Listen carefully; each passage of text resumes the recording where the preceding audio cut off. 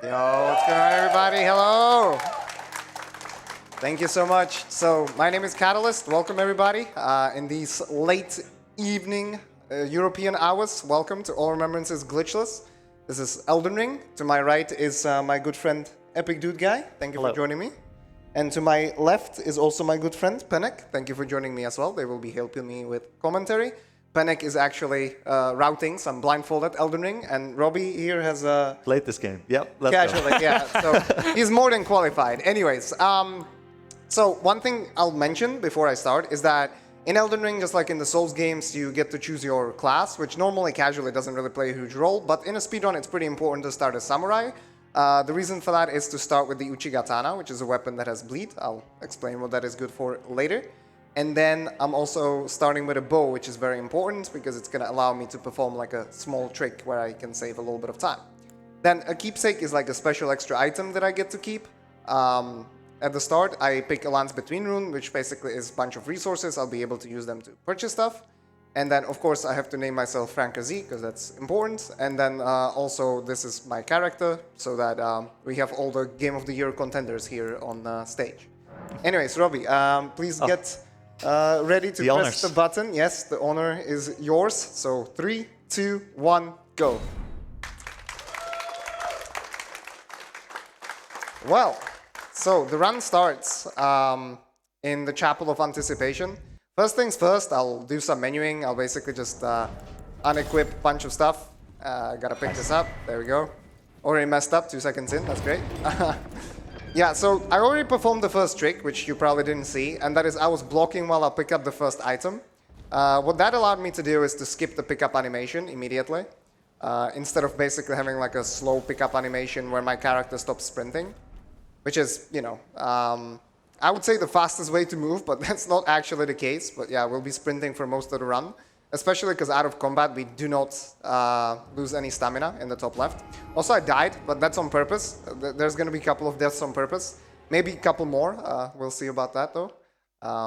Yeah, you're basically supposed to fight the first boss there, but even if you beat him, you just continue onwards and you kind of fall off of a cliff and spawn in the graveyard here. So it's actually faster to just go ahead and jump off the cliff faster. So you see me jumping up the hill. That's exactly what I was saying. It is actually slightly faster to be jumping uphill and even on flat ground, so you're going to see me jumping quite a bit. It's not as important to optimize it, but yeah, I'll be trying to do that, especially when I'm out of combat and I have infinite stamina. Stamina is a resource that, you know, you need to have at least one stamina to perform any kind of action in this game. So what I should explain as I pop the first rune, the starting gift, and approach the first grace, which are kind of like checkpoints if you're not familiar with the Souls formula, is what this category is actually about. So it's called All Remembrances and Glitchless. Should probably be called No Major Glitches because I'm going to perform a glitch here, or one could argue. Don't look. Oh. Yeah. So this is what I use the bow for. Basically, if I jump and I two-hand the bow in my right hand at a specific time mid-air, it allows me to skip the landing animation, so I save a little bit of time. Over the course of the run, it probably adds up to like good 20 seconds maybe. Here, I'm going to pick up the smithing stone, which allows me to upgrade weapons. And I'm going to speak to this merchant and I'm going to purchase some items. First, I buy throwing daggers. I also buy a crafting utility that allows me to craft items on the go. And I also purchased pots, which I will be also using to craft some stuff later, but I'll mention that when it comes, when the time comes, anyways. So yeah, so All Remembrances, this category, basically Remembrances are kind of like the boss soul equivalents from the Dark Souls series, meaning that those are items dropped by sort of the major bosses of the game. There's exactly 15 of them. We'll also be fighting some other bosses that are on the way, but those 15 bosses need to be defeated. Their remembrances obtained, and then the credits reached. So that's what we are going to be doing. Another kind of funny thing that I can show off here is there's a small trick that you can do. Normally, if you light a grace, you cannot actually menu or anything like that. But if I face away from the grace and then start lighting it, during the turnaround animation, I can open the map and fast travel to the grace. And now there's a cutscene, but because the game was in a loading screen, the cutscene doesn't really load properly, so you only see the dialogue without anything else showing up, which is kind of funny. Oh, I didn't know you were playing blindfolded, Kata. What? Yeah. Wouldn't that be a glitch though? Yeah. Leave that to Chops, okay? We don't talk about that. Yeah, we don't talk about that here. But yeah, so what happened there is I got the Grace. I talked to Malenia, which is, you know, our kind of like the Firekeeper character of this game. And she gives us a horse, which is great, because now I get to travel a little bit faster. You're going to see me horsing around quite a bit. On the way here to Stormhill, I pick up the Golden Seed. The Golden Seed allows me to get extra charges for my flasks. Flasks are the consumables on the bottom left. You can see Flask of Crimson Tears. It allows me to replenish my health points, the red bar in the top left, and also my FP, focus points, which is the mana, essentially. The start of this run is sort of going to be kind of a setup, because the game is very much open world compared to Souls. So I get to roam around a lot, and I'll be picking up the things for my build. I'll be using the Serpent Hunter. That's going to be the main weapon for this run. So I will also be optimizing the rest of my build for that particular weapon. Here I pick up the Strength Knot Crystal Tier. This is basically a thing that I can put into my Physic. Physic is like a new feature in Elden Ring that From Software introduced. And it allows you to mix certain concoctions, essentially, and get bonuses based on it. This one boosts my strength, and that's also what the Serpent Hunter scales off of, so I'll be getting extra damage. Here is this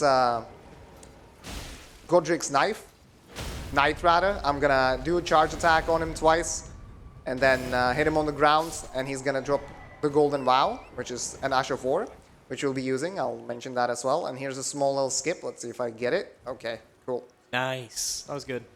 Took the damage there, so I knew I was safe. And I can progress further. I'm going to heal up my horse so he doesn't rip. That would be unfortunate. And then here on the way, I'm going to be rather picking up lilies and also mushrooms. These are crafting materials that I'm going to be using to craft sleeping pods. Those are going to be very, very, very essential in some parts of the run. But yeah, I'll talk about that as well. I pick up more smithing stones. These are regular smithing stones, which I'll be using to upgrade the Uchigatana. And I purchased more of them here. And I also purchased the Pickled Turtleneck from that merchant. That's basically an item that in combat, it's going to be regenerating my stamina faster. And we're only going to use that on the very last boss of the run. So yeah, remember that.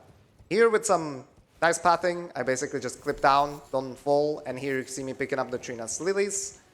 More mushrooms, and now I'm heading to the Third Church of Marika in order to pick up my Physic and some other materials as well. Here, like the most annoying part of this game is picking up items on these coffins. If you play the game casually, I'm sure you can relate. So I'm gonna try to get everything. I'm getting golden runes. Those are, again, consumables that will allow me to get the currency in the bottom right that I have 240 of. The currencies, besides, you know, purchasing items, as I've done so far, is also used to level up my stats, which will make our character stronger. And then I also pick up a cookbook, and cookbook is essentially just a book with a bunch of recipes, but instead of actually cooking stuff, which, you know, the fact that it's called a cookbook and you do not cook with it is kind of a bait and disappoints me greatly. You don't cook arrows? What? Yeah, it allows me to craft special items, and the sleeping pod that we'll be using can only be crafted with that cookbook. So here I did the same trick, where I'm lighting the Grace and warping to it at the same time. The reason I do that is to replenish my health and everything. And we picked up the Physic, and we picked up a Sacred Tear. Sacred Tears also allow me to boost my flask, but instead of boosting the charges, they boost the potency of the flask. So that means one charge is going to replenish more HP or more FP as well. And from here, I'm heading over towards Fort Height. The reason I'm going there is because I'll have to come back later anyways. So I'm going to get a Grace there. And on the way, there are two very important items for assembling our build. One of them is this Cracked Tier, Spiked Cracked Tier, which is going to be boosting charge attacks. It's also part of the Physic, which I'll be drinking before a lot of the fights. And then I do a small detour here and get the Axe Talisman, which also boosts charge attacks. The Axe Talisman is basically like an accessory that you equip. Cool little trick, again, that I'll do here, hopefully, is I'll jump on the chest and open it as I'm standing on it, which cancels the fall animation, or the opening animation by falling, and it allows me to pick up the Axe Talisman immediately. Neat little trick. Then I quit out, and you've seen me, this is the first time I quit out. The reason I do that is because it actually resets enemies to their default positions. So the bear that I aggroed there was asleep again, which I would be as well, but yeah, I have to do this run now, so instead we are here. More mushrooms to be picked up. The pickups actually can be RNG, like the amount of mushrooms that you can get between 1 and 3. I think I have only like 3 of them now out of 3 pickups, so that's not great, but we'll manage. I mean, luckily in this route, we don't really depend on it. There are like other routes with another weapon called the Bloodhound's Fang, where you can actually get Frost Grease, and you're really dependent on how much you get there. Yep. But yeah, we don't rely on that here at all. Yeah, on top of that, there's mushrooms kinda close to some graces, so worst case scenario, we can always get more of them because they respawn. So from getting that grace at Fort Heights, I'm gonna head over to Caelid. Caelid is basically like a kind of mid-game area, so I would get wrecked here. We'll be coming back because there's a boss that we have to kill, but right now I'm gonna be getting more resources to get our build going, right? So that's gonna be the Flame of the Redmane's Ash of War, and also Flame Grant Me Strength incantation. So the Ashes of War, we got the Golden Bow earlier from the night, and now this one, Flame of the Redmane's. Those are essentially abilities that you can put onto weapons, and they do cool stuff. So Golden Bow is gonna give us extra damage and also extra resistance. And Flame Grant Me Strength is an incantation, so that's a spell. And that boosts physical damage by 20%. It only lasts 30 seconds. A lot of the fights are gonna be longer than that, so I'll be running out of that buff, trying to maybe reapply it in the fight or whatever. But yeah, it's huge. It's a big deal breaker. Like 20% doesn't sound like a lot, but it really changes the fights. Yeah, especially when we're stacking all the buffs together. So it's really gonna depend, like how if the fight goes wrong early, you lose a lot of time simply because the buffs run out. Yeah, that's correct. So you saw me kill the beetle there, the invisible scarab. Got the Ash of War, and that one is also super crucial. And I need to mention that if you're familiar with Elden Ring, you might be thinking, why is he getting this Ash of War when it's total crap now? Well, I'm not playing on current patch. I'm not playing on 1.08.1, which is the current patch, because that Ash of War got super nerfed. So we are actually playing on 1.05. I'll mention the other reasons later when they come into play, but this is like one of the biggest reasons why we are playing on an older patch rather than playing on the current patch, because it would just be quite a bit slower. And also, what the Ash of War actually does is basically kind of like a spell that you send in front of you, and it's a bunch of flames. It's like a wave AoE, and it doesn't deal much damage unless you put it on a weapon that you upgrade and you have scaling and stuff. But the main thing is that it does poise damage, and poise, if you're not familiar with the concept, basically every boss or every enemy, besides having a classic health bar, also has a poise bar. And if you deplete the poise bar, the enemy gets staggered. So we'll be using that a lot to help out with a lot of the fights. And not just help out, because in most fights in this game, you don't have that many openings. But if you stagger the boss, not only do you get an opening for a big attack, but the boss is also taking extra damage at the same time. So it's going to be very crucial, and you're going to get to see that. There, I did a small jump. Basically, you're normally supposed to get to the first Legacy dungeon, which are kind of like the Dark Souls-y areas in this game, right? Not part of the overworld.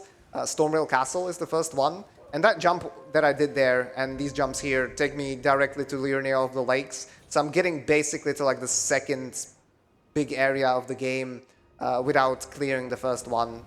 That allows me to go ahead and just come back later and kind of steamroll through the stuff that we need to do in Stormveil.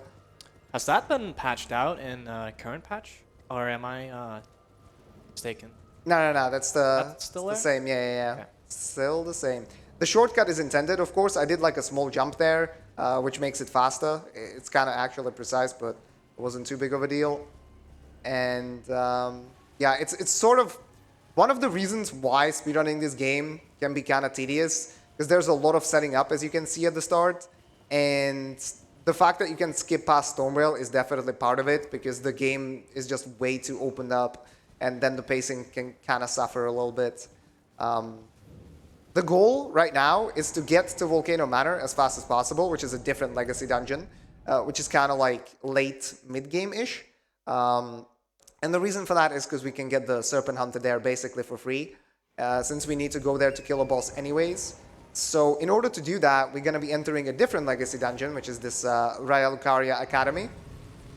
And in order to do that, I need to go get a key. So I'm going to do that. And while I'm on the way, I think we have time for like 2 donations. Absolutely. I'm going to hit you up with a $5 donation from Strife the Historian. This is a message for Epic Dude Guy. Hi, Strife here. I just want to hear his voice for a bit before Kata is too good at commentating his own run again. Love you both to bits. Hope I can be here at next ESA. 50K hype! I think that was meant to be 40K, but yeah, go on. Can we hear his voice? Yeah, thank you, Steve.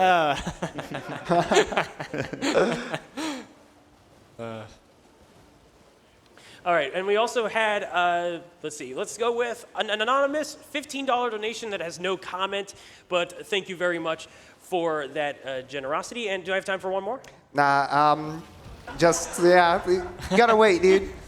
All right, I'll quit out just so you can read the one more, okay? No, you're good. Nah, all right, so I totally didn't mess up here, and that's why I quit out. Yeah, I pick up the key here, and I also pick up kukri. Those are like kind of different throwing daggers that will become very, very useful just in a moment.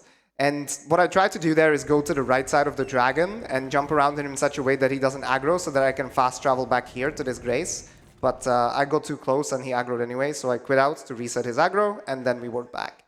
Now we enter the academy.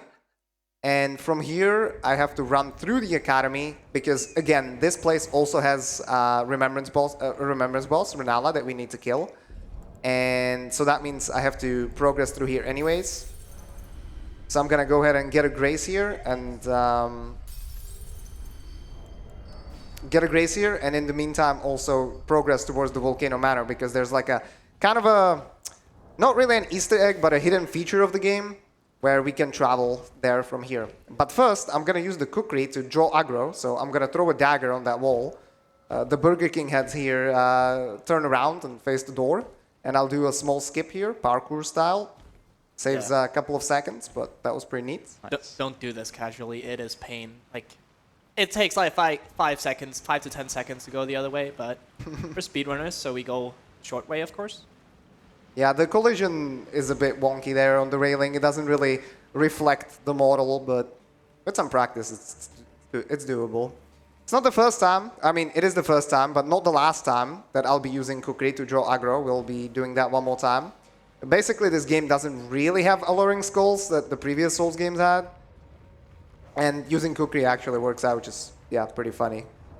Yeah, one other thing you'll see Kata doing this run is whenever he needs stamina and there are enemies around, he will crouch to regen stamina. In early patches, there was a bug where you could, well, I don't know, a bug. Yeah, we can call it a bug. Yeah, it's a bug, not a glitch, though. Yeah. That would be forbidden. But yeah, you regen stamina and you don't lose much speed. So we'll be doing that a lot in the run in legacy dungeons. Yeah, I don't know the word, but where we can't use torrent. So this is the next fastest method of traveling. Yeah, that's correct. Also, another thing that I need to mention is that when you crouch, your stamina can start regenerating sooner. So I will be crouching even in fights sometimes. You're going to get to see that basically on the first fight immediately.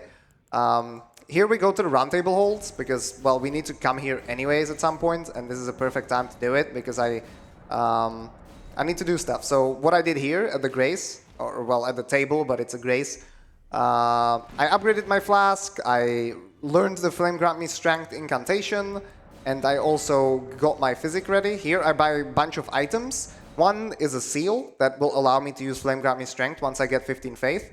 And then I buy a bunch of weapons that I can put the Ashes of War on that we picked up earlier, the Golden Vow and also Flame of the Red Mains. Now I upgrade my Uchigatana to +2 for the next boss. And then I put, I put that wrong, so let's redo that real quick.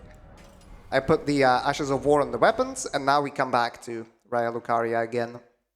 Do you fight her now, or do you do it later? Rennala? Yeah. Yeah, later, way later. Yeah, so we'll be using Uchigatana on the Godskin Noble in Volcano Manor, and then we'll be throwing that weapon away, right? Yeah, later in the run I'll discard it so it isn't in the way in the inventory. But, well, hopefully, because this Noble fight is quite rough.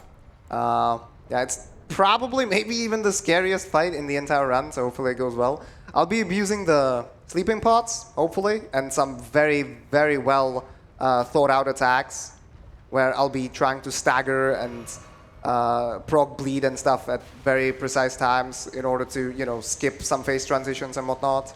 Because again, like I said, this is like a late mid-game-ish area, so I almost anything there is gonna one-shot me and stuff. Nice. We got the attack we want. So with the grab, that's going to teleport us to Volcano Manor. And that's just a neat trick that, yeah, FromSoft added, I guess, to make more options available to you as a player. Yep, that's correct. The game hints at it a couple of times in some dialogues, but basically what ends up happening is there you get abducted by the Virgin Abductor, and because we are a Giga Check, Kratos cannot hold us back. So instead, we spawn in like this graveyard of these abductors in the Volcano Manor.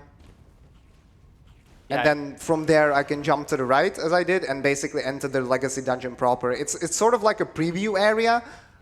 There's like a way to exit and go into Mount Gelmir, which is kind of like the overworld in front of this Legacy Dungeon.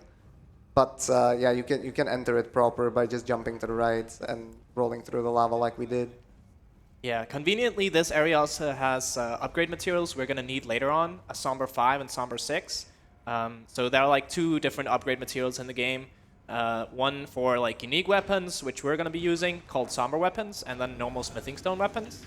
And yeah, conveniently, there are like two of them we need here, and that's just going to be convenient for later on. Yep. And those are actually pretty hard to get if you don't get these. Yeah. There's very few of those. And I think the Godskin Noble has also been like a pretty staple first boss in a lot of routes. Yeah, that's right. A lot of categories pretty- go here. Somewhat easy to kill without a build, and then gives a lot of souls for Runes. Yes, I'm gonna place like a sleeping pod before Godskin Noble spawns. See what he does. Okay, I'll late, but hopefully it'll be fine. And I'll be using Unsheath a lot, which is like the special ability of the Uchigatana. See what he does. Yeah, so we'll be getting bleed procs, and hopefully we stun him here. Nice, and that means we can get attacks in, and hopefully we get another bleed proc. Now I need to throw another sleeping pod. I'll be dodging attacks. Good. That one-shots me, so I better roll that. And again, I'm gonna prepare it in such a way that the next attack is gonna stagger. I'll wait for him to wake up. And now I need to stagger him before phase transition happens. 2 more attacks into a riposte. And now he's guaranteed to start phase transitioning, so I'll throw another sleeping pod. I'll drink an FP flask so I can keep on using my ability. He's gonna fall asleep again. And now we're gonna do 3 more Unsheath R1s. 4 more R1s to proc bleed. And then 2 more Unsheath R1s and Nice. it's dead. Clean. That was good.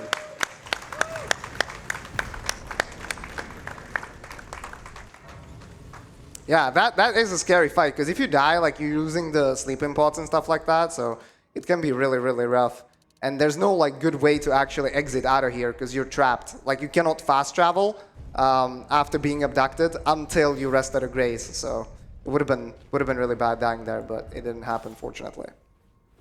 So after that, I rested at the grace when I waited for the elevator to come down, and I leveled up 15 faith so that I can use Flame Grant Me Strength on the next boss fight. And I also leveled up more strength. And I left some runes, 23k in fact, so that I can purchase more upgrade materials and also upgrade the weapon that we'll be getting. Yeah, right there we did a small skip just to skip like going around by jumping up the lava, and then we can, yeah, go and go to Rykard Arena and get the main weapon for this run. That's right. You also saw me using the quick step. It's basically like there's one more plate. Oh, that's not great. Oh, that's bad. Yeah, I think I might be on the bottom, we'll see though. Yeah, so you saw me using Quickstep with the dagger. We'll be basically using in just one other place. Okay, I'm at the bottom.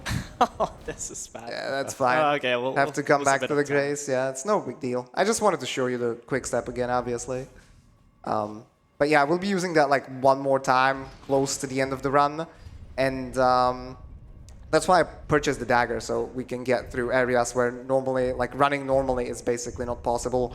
Yeah, it's just a very small optimization, and when you're a world record contender like Kata, you do those. All right, well, as I'm running back to what we saw, I think it's perfect time to read some donos. Thank you very much, Catalysts. And here we go. Let's to start with $10 from Sweet Machine. It says, "Take a sit, young Skywalker." Which that donation will be going to the Star Wars Jedi Knight Jedi Academy, and he % language choice bid war for German. That's an interesting choice right there. I wonder what you all would like to see that runner do.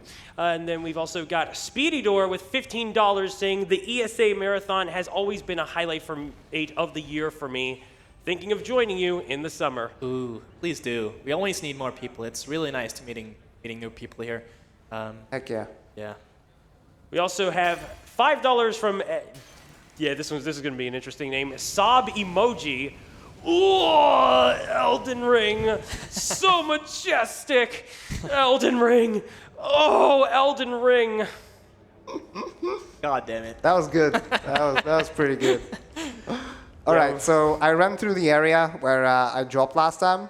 The reason I dropped there is basically when you try to chain jumps normally, you're gonna get like a jump cooldown, you'll get a mini jump instead. But if you block between the jumps and do not chain them like exactly, like back to back, you can actually get rid of that cooldown and keep on jumping. That's how I, when I'm jumping uphill, that's what I do. But I messed up there and I jumped slightly too early, so I got a small jump and fell into the lava. Yeah, so now we're at the very end of this area. We're gonna grab the weapon, and for some reason the game just lets us quit out here and teleport away, and we'll just be using the weapon and come back later. Yep. He'll have to wait for a little bit. Just peace out. We lose a little bit of time, obviously, because I could just go and fight the boss there right now. Like I said, we have to kill him anyways, because it's a remembrance, and he gives a lot of runes. But instead of fighting him immediately, it is actually better to just peace out and upgrade the weapon first, and then come back with the upgraded weapon. So that's the Serpent Hunter. That'll be the main weapon of choice, the only weapon of choice, actually. And I'm running through Caria again to get to this teleporter. Kratos is, obviously. And that allows me to get to Ichi, which is a blacksmith who, well, very conveniently sells the upgrade materials levels 1 through 4. And with the Somber Smithing Stone upgrade material, you also only need 1 of each material per upgrade level, unlike the regular Smithing Stones, where you need multiple. So Somber weapons can be upgraded to max level pretty quickly if you know where to go. So I'll talk to him. Make sure I purchase only 1 of each. Yeah, losing runes here would be devastating. We would have to go... Yeah, I don't know. Do we even have a backup for that? Yeah, you just have to do it with a lower upgrade, basically. Yeah, okay. But yeah, conveniently we got 5, 6, and now we also got 1, 2, 3, 4, and we can all upgrade all the way to 6. Yeah, and I have, as you can see, 35 runes left, so it works out absolutely perfectly. Yeah, it's crazy how well that works out. Just the runes from the fight we did earlier just gives us barely enough. All right, so here is going to be the buffing sequence that you should get used to, because I'll be doing it a lot. Drinking Physic first, Golden Vow second, Flame Grant Me Strength last, the buff that lasts the shortest and also is the most OP. Rykard starts, I open up with a running R2, we get an AoE, so I'll go to the left, I have to block this. And now I'll be shield poking, basically, so holding my shield up and pressing R1s, that's basically the highest DPS that I can deal. Next to it will stagger, and as he's on the ground, I'll finish him off in phase 1. But because Miyazaki loves multi-phase bosses, of course the boss also has a second phase. So while we're waiting for the first phase to end, I'm gonna rebuff. Damn, what a cutie lying there. Nice. And I'm gonna open up with a charge R2 again, aim for the head. See what the boss does. We get a skull line, that's kind of scary.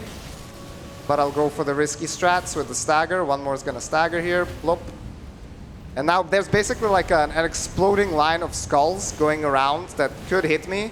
I'm gonna heal while I'm waiting for the boss to do stuff. And hopefully the line just kind of pieces out. You can see it on the left side there. That's a grab. Has a really long range. Yeah, that should be good. Jump over that, and that's nice. Right card. Nice. All right, that was pretty good. So one little optimization that I'll also do a couple of times is in this game, there's a lot of graces, right? Because it's a really, really big game. If you haven't played it, you should, but it's probably going to take you a while. There's like 100 plus. It's crazy. Yeah. So a small optimization that I can do is you can open up a list of the graces and you can actually favorite some of them. So they are basically you have them available through quick access. And so I did that for this grace that I just warped to that we took earlier. It allows me to save the inputs and basically travel there faster. Yeah. Here, this is like the most annoying room in the whole game because of these rats. So let's see if they troll me. Yeah, of course they do. Amazing. Okay. We are the rats. Cool. Well, I get trapped here by this special chest. So this game doesn't have mimics, but instead it has these teleporter chests that take you to places. And the reason I want to go and take this one is because it is actually the fastest way to go to Radahn, which is the next Remembrance boss that we'll be fighting. The reason I want to kill Radahn is because right now I want to upgrade my Serpent Hunter as fast as possible. And in order to do that, I need to go to Lake of Rots, which is only accessible through Nokron. And in order to get to Nokron, I have to kill Radahn. So that's what we're doing right now. Here, I'm going to do another bow cancel. And then we're going to be, or I'll mess it up, that's fine too. And then I'm going to be running through Celia, which is like kind of sorcerer town, and what you're supposed to do to go through it is undo the seal that's there. And that means lighting some fires around the town, but that honestly isn't very fast and not something that I would be very fond of, so we're not going to be doing that. Instead, I'll do some goats/horse parkour. So here's the seal behind me. I pick up the golden seed, and then I'm going to get on this railing, from this railing on this branch, then around, and then on top of this branch, hopefully. Oh, please, come on. That's so close. Nice. Good. That is so much harder than it looks. Yeah, it's very finicky to control torrent on the small branches. Yeah. So this is also more parkour. That was also pretty Nice. smooth. That basically just skips running around where, instead of running around, you get to scale up the mountain a little bit faster, scale up the cliff a little bit faster. Yeah, we don't like doing puzzles. They take a lot of time. Okay. Yeah, so we grabbed another Sacred Tear here. That's going to be used to upgrade our flask. So is that the one that'll be healing more for each flask? Yeah. So we'll be getting an increased amount whenever we chug it. And then I'll be using a Stake of Marika Death Warp, which basically I'll explain in a second, but that's why I'm leveling up, because we're going to be dying again. So I make sure to spend all of my runes, spend it on strength, so we have more power. And then I jump here over a death plane, essentially, and fall into Radahn's arena. So now watch top left, you can see kind of like the statue, the character there. That means we are within the range of a Stake of Marika, and we can choose to respawn there. This is basically like a checkpoint that you get. It's not a full-blown grace, so you cannot level at them or anything, but you can respawn there. It's essentially a mechanic that prevents you from having to do like really, really long runbacks. And the actual range of that Stake of Marika is throughout the entire arena of this boss. So it allows me to death warp directly to the boss. Here, I immediately run back. The reason I do that is to deload the boss. So the boss is gone. Now it's going to shoot to the side, which is really convenient because I don't have to dodge anything, and it's going to charge at me, which is good. I'm going to fully buff, and now I'm basically hoping for some good openers. There's basically just one that is really, really bad, so let's hope I don't get that one. And I got that one. That's okay. Oh, well, fuck.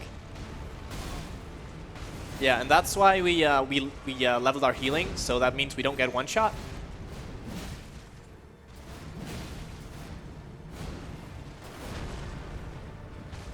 You can also see that the Serpent Hunter doesn't do the special attacks anymore. That's just for the Rykard fight. Here it's just a very strong weapon. Yeah, it is a really strong weapon. And the nice thing about it for speedrunning is it has no requirements. So a lot of the other very strong weapons in the game have requirements, and we don't want that for a speedrun when we try to go fast. Okay, so we salvaged that. That's good. So what you saw me there, what you saw me doing there is just charge attacks, right? Which is holding R2. And that is basically why we're using the Serpent Hunter. Because the multiplier on the charge attacks, for some reason, when you compare it to the other Great Spears that the game has, like it's insanely high. So it deals a lot of damage, and when you combine it with all the buffs that we have, and when you combine it with the physic that we have and the Axe Talisman that we have, we're just dealing a lot of damage. It's not even like our, peak just yet. There's going to be a lot more damage that we'll be dealing as well. And then I made sure to basically stagger Radahn before he transitions to phase 2, where he jumps up and then comes back as a meteor. And during the stagger, again, he takes extra damage while he's staggered, and I'm able to kill him before he leaves. So we skipped the entirety of phase 2 that way. And now we are going to Nokron, like I said we would. So we come back to the Fort Height Grace, and from here we are scaling down. There's basically like a meteorite that drops and creates a hole in Limgrave in the first overworld.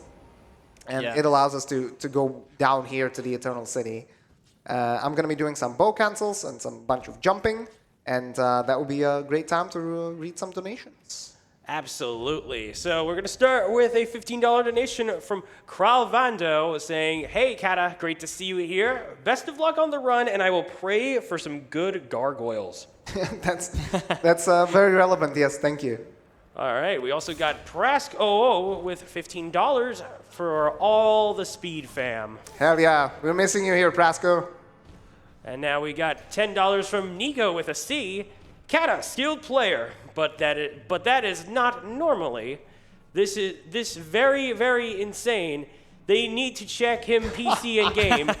Maybe he not cheating, but maybe he using the game deficient. And this can't seem on game screen. He needs to check up. Yeah, I see the copy paste I got you. Good copy paste. Yeah, got you real good. Thank you so much, Nico. I really appreciate that. That is hard to read.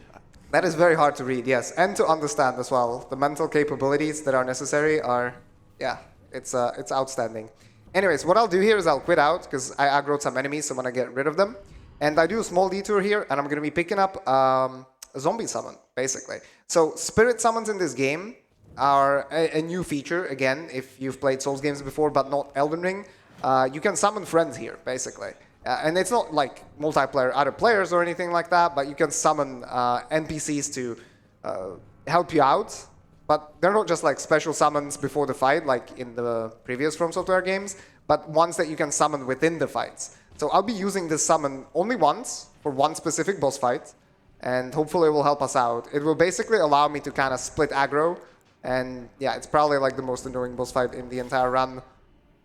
So that's the reason I'm getting these particular summons, because there's 5 of them, so they should hopefully allow me to split aggro much better.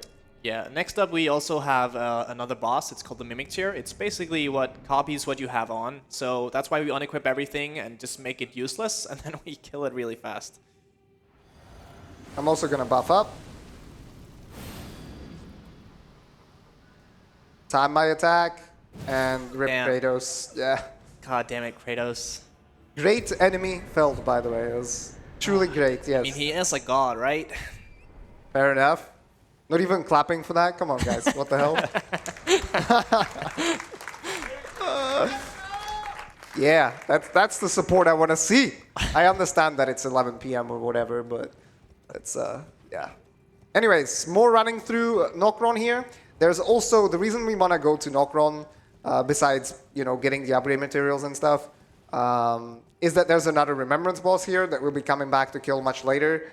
But because we are here already, I'm going to be setting up that fight right now, or at least partially setting it up. So I'll be lighting these fires. There's 6 of them. I'll light up a couple of them now, and then a couple of them later. It's basically just to optimize pathing. Bonfire lit. Yeah. We hate puzzles, but sadly we can't skip this one. Not in this category, at least. So, yeah, we just have to suck it up and do it. So here, I'm going to get through the animals and get to this grace here, because we have to, again, we'll be coming back here a couple times. I'm going to have to rest to get out of combat. And we're going to go back to Road to the Manor, which is the grace that I took at Ichi. Now, the reason I come back here now is not to upgrade anything, because I don't have any materials at the moment, but I'm going to be heading over to the Caria Manor, the thingy in front of us. There's also this spell that tries to get us, but yeah, the defenses are not very good, so can just kind of zip, not zip, because that would be a glitch, Zipping? yeah. What? But we can kind of beeline it to Some nice to the foreshadowing entrance. tomorrow. Yeah.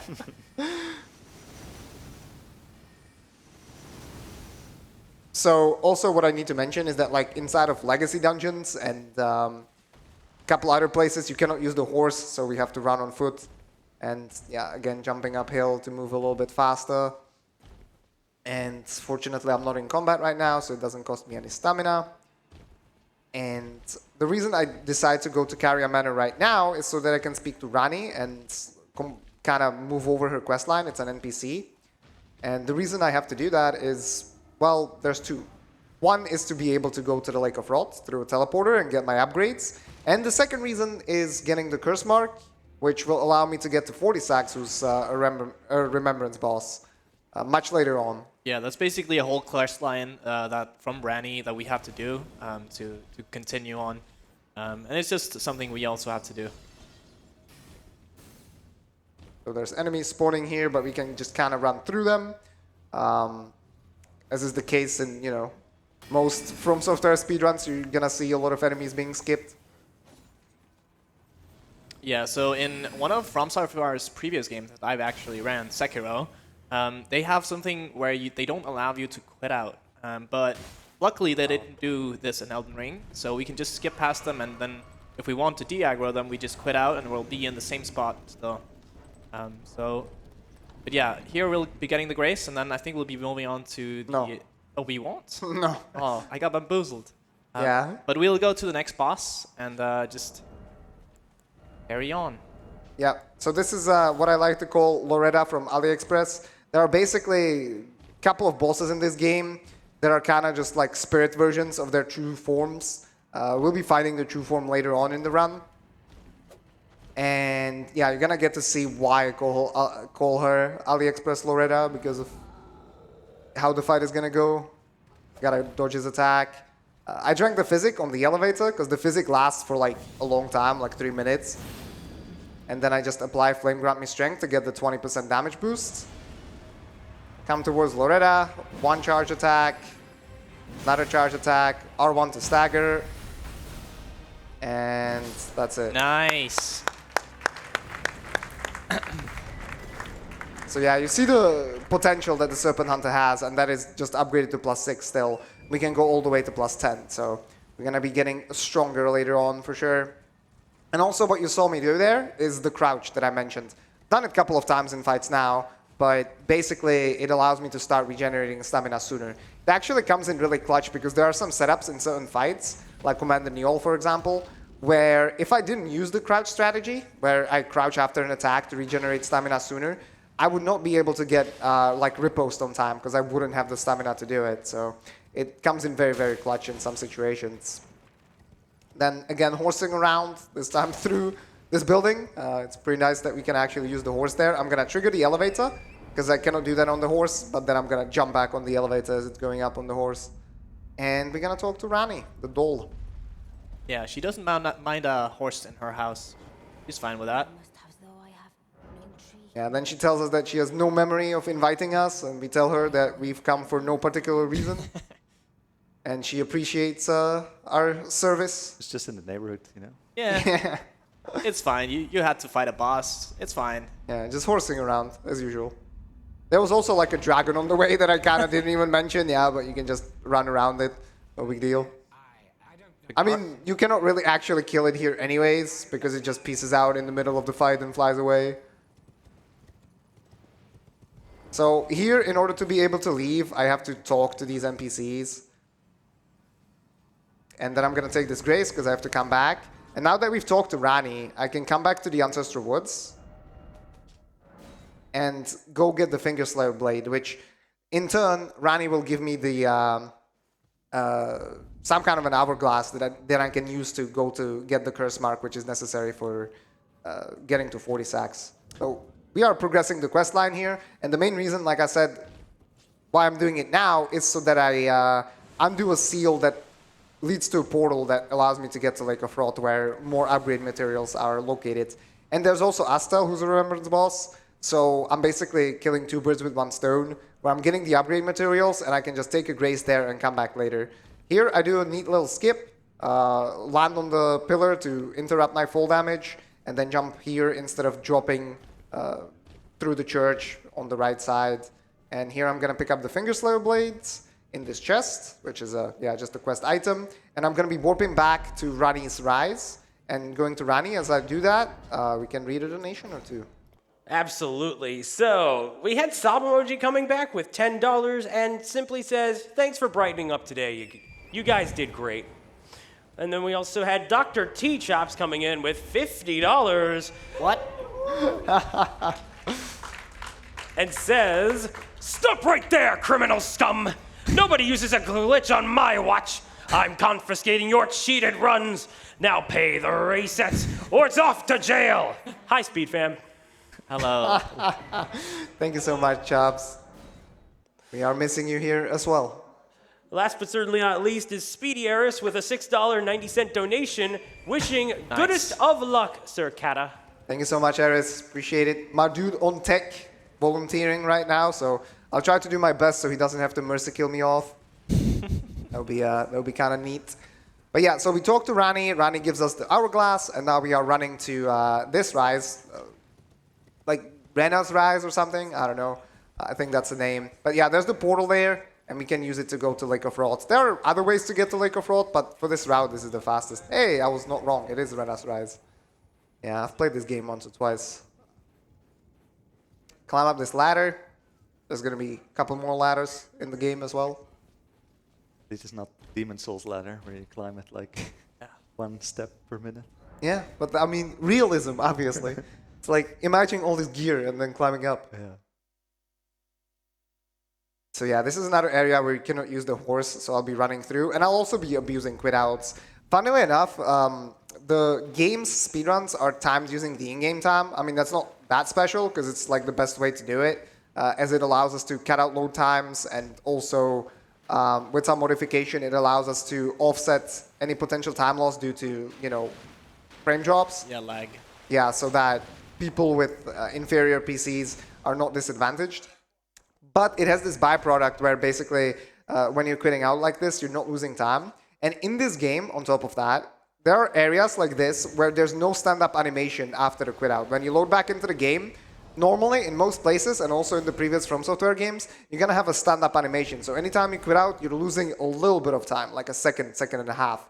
But in some areas in this game, like you can see, there's no stand-up at all. So the fastest way to actually get around this enemy is to basically quit out a bunch of times. Otherwise, I would have to be waiting out its attacks. There's also some ants that are in the way that are really, really annoying. So I'll also be quitting out for that, because as you can see, I have very little health. Okay, 1 more quit out still. And then there's 2 more, 3 more. Yeah, so quite a few. Yeah, we are very underleveled for this area of the game, so we just want to use quit outs to get through it as safely as possible. Yeah, that's right, because like these ants are insane. They have like a ranged attack, and as soon as I get touched by it, I would just get one shot. So that would not be very bueno, so don't want to do that. I think even on my higher level character, I would get one shot by these ants. Yeah, these ants suck, man. Even casually, they're a pain.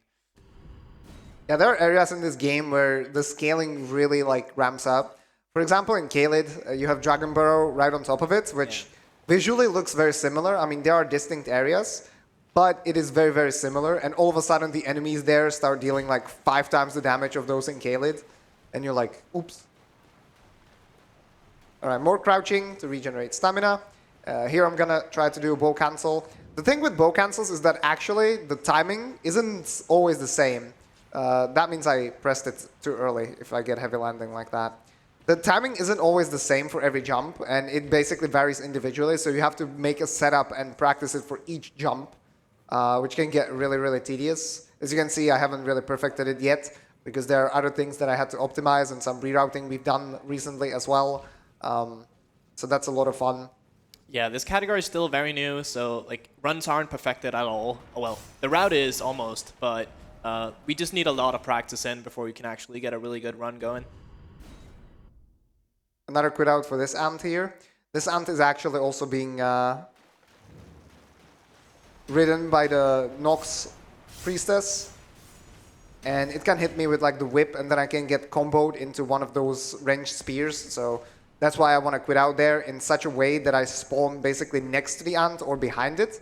And that way I should hopefully not get hit. Otherwise, again, I would just get one shot. So here I get the Somber Smithing Stone 7.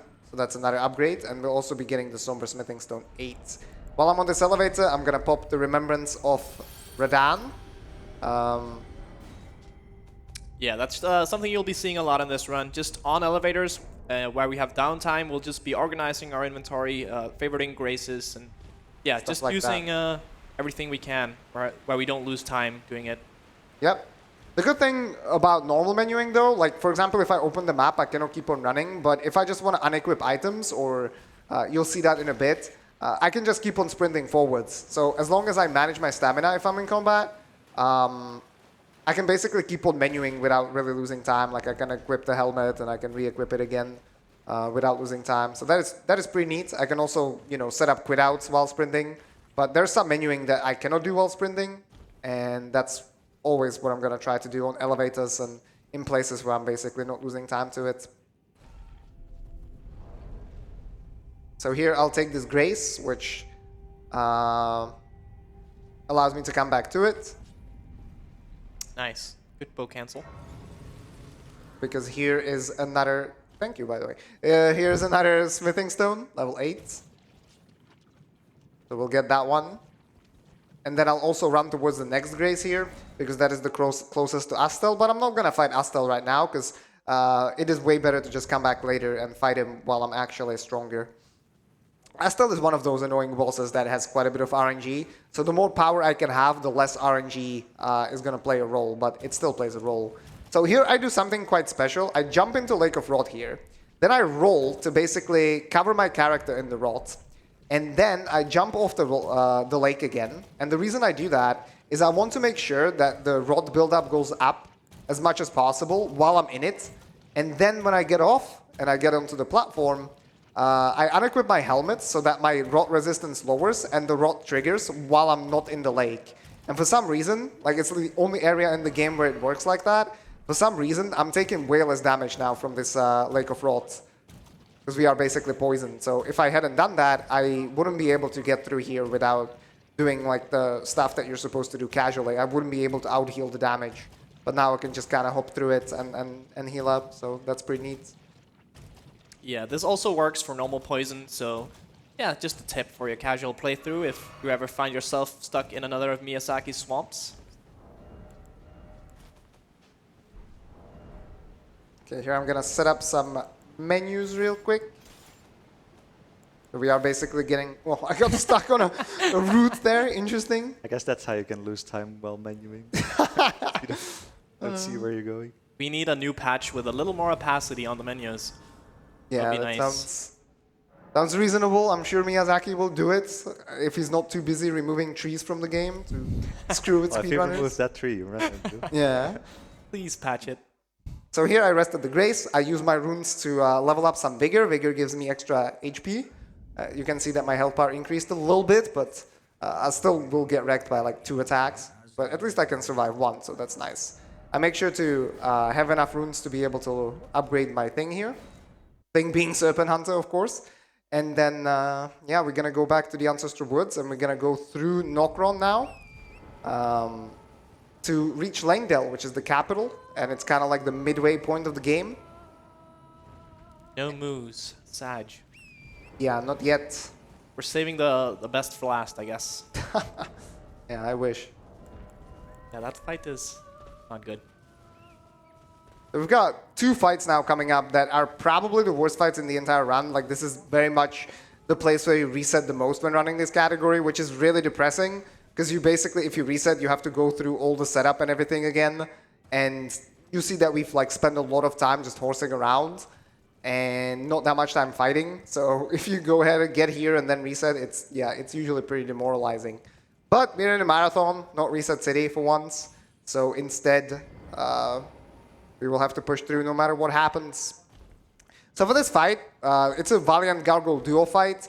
The second Gargoyle is going to hop in basically after I deal enough damage to the first Gargoyle. The goal is to try to kill the first Gargoyle before the second Gargoyle even jumps in, so I don't have to deal with both of them at the same time.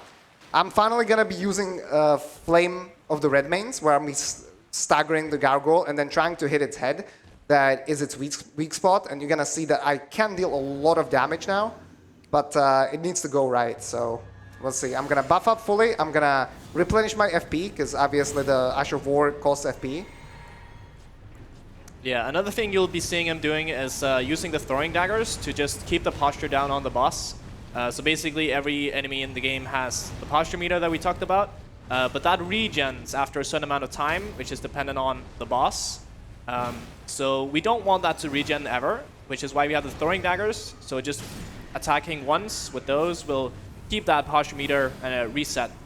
Exactly, yeah. So you saw me do that there already. So as the first gargoyle dead, I'm gonna strafe this attack. It's 3 of these little flame of the red mains to stagger. So we got 1 off, 2, maybe 3. There we go, stagger. I'm gonna try to get more headshots. That's 1. Oh, that's so good. That's 2. Yes, clean. That went pretty nice. Why don't you do that in runs? What? It's almost as if RNG maybe played a role. Yeah, so here is when I drop some of the items so that they're not in my inventory, do not get in the way. And we're gonna hop into this coffin and we'll be heading over to my favorite fight in all of FromSoft games. This is the Tanimura special. Tanimura is the director of Dark Souls 2. And if you've played Dark Souls 2, you know that there's a lot of boss fights and just fights in general with a lot of enemies. And that's basically what we're gonna be getting ourselves into. So as we do that, as I'm running through Deeproot depths, I think this is a perfect time to read a donation.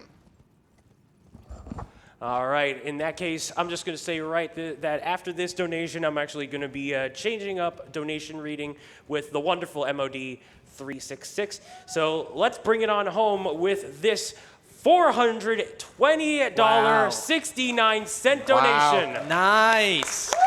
From Frenzied Flame, who says, I just watched this fellow obliterate bosses that took me 30 plus hours to get to, not including the time I spent fighting them in 30 minutes. I am broken. Yo, thank you so much. That is an extremely, extremely generous donation, and I really, really appreciate it. And with that, I will be wishing you all adieu for tonight. And stay tuned, watching you all. I very much appreciate you letting me take on the mic and enjoy and just being very generous to All-Timer Fonz. And keep it up, chat. I believe in you. And with that, here's MOD. Yeah, thank you so much for donation reading. And hello, MOD. Hello. So, we're going to be approaching this fight now. This is the fight where I want to be using my summons. So this is essentially an NPC fight. Normally, if you're playing online, the game kind of fetches builds from other players. So it can be kind of interesting in that way. But because we are doing the run offline, the enemy builds are always going to be the same. I'm going to start the fight by buffing up. And I'm going to try to one-shot the Lance guy in the first wave. There are 3 waves overall. The first 2 have each 1 enemy. And then the last wave actually has 3 at the same time. So we'll see how it goes.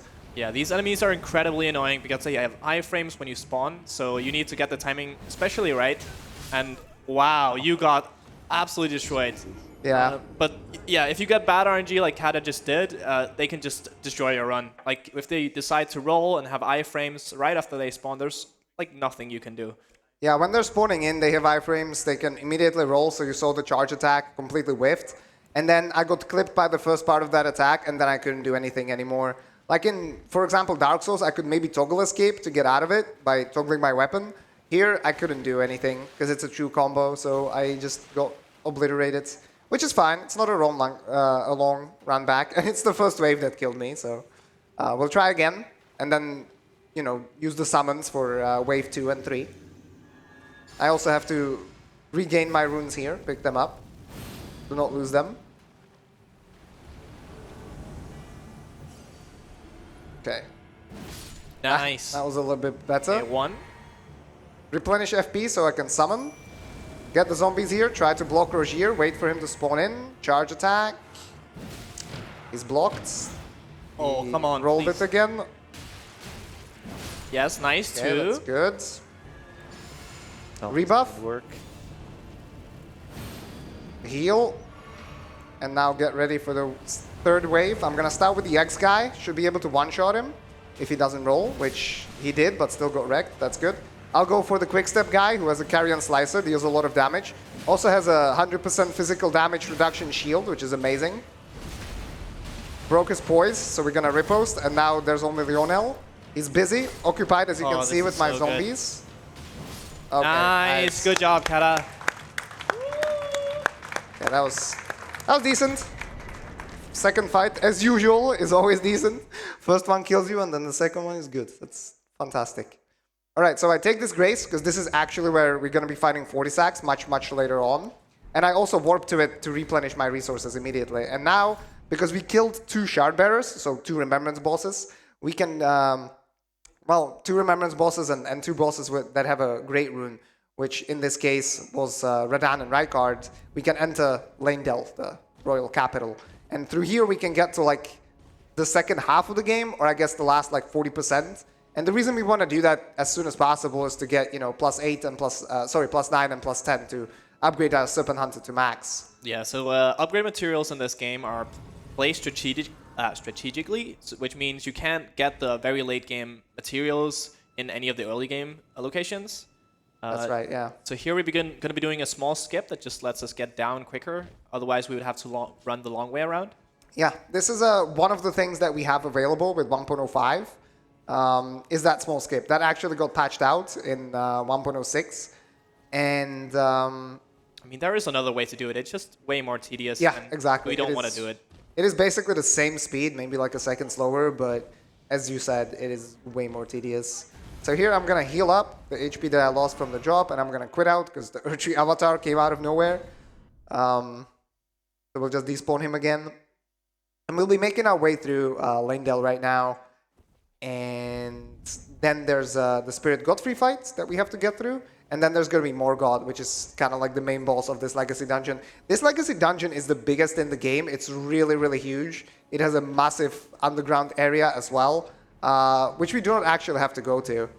It's not mandatory for anything. Oh, is Mog, the Spirit Mog, is he not a Remembrance? No, he's not. Oh, that's interesting. I didn't know that. But the real Mog is a Remembrance, and we'll be fighting him. Another quit out to de-aggro this archer, and we'll be making our way up through this dragon, or over this dragon, I suppose. Don't worry, there's going to be dragons we'll be fighting as well.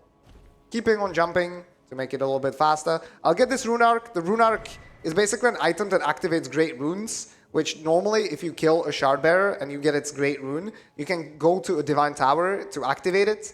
And then if you pop a Rune Arc, you get like a special bonus. It takes a long time. The bonuses aren't that great, so we're not going to be doing that at all. But the reason I get the Rune Arc, that's fine. The reason I get the Rune Arc is because if I pop it, it's also going to give me a bit more extra max HP.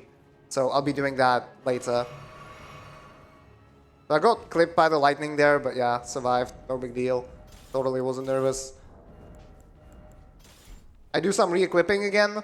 The reason I have to do that instead of just keeping the items is because I do not have enough endurance at the moment. So if I keep my armor on, I cannot equip everything and still be medium rolling. Basically, in this game, and in FromSoft games in general, the amount of equipment that you have equipped is going to limit your ability to move as long as you do not have enough stats that would give you enough stamina and enough endurance, essentially. Yeah, and that changes the rolls. So basically, when Kata has light roll or medium roll, he rolls. Well, yes. Do you have more iframes, or is the roll just longer? Nah, the iframes are the same, but the roll Okay, has different recovery frames. Yeah. Yeah. So you regen stamina better, and you just dodge better, which is always nice for safety. So here, I quit out to get rid of the enemy behind me, so that I can buff up. And we're going to be entering the fight. I pop Flame Grab Me Strength as the boss spawns to save a little bit of time. And I'm hoping for an axe throw here. Like that. Nice. So now I'm going to open with 2 charge R2s. I'll most likely get hit here. Okay, I didn't even get hit. That's good. Hoping for a follow-up. No follow-up. That's not good. I'm going to strafe this attack, do a charge R2 behind him. Jump over the AoE. Hoping for another follow-up. Okay, that's good. Going to do another charge R2 that should stagger. And then I'm going to finish him off. Nice. Good job, Kata. Slow fight, but we take those. Well, it wasn't that slow, but it wasn't also the fastest. Like, as soon as you get the axe throw opener, it's pretty nice because you get 2 guaranteed charge R2s, and as you saw, they dealt a lot of damage, which is, yeah, that's neat. So this was like a perfect example, and coming up is another perfect example of how precisely we have these fights actually thought out and set up.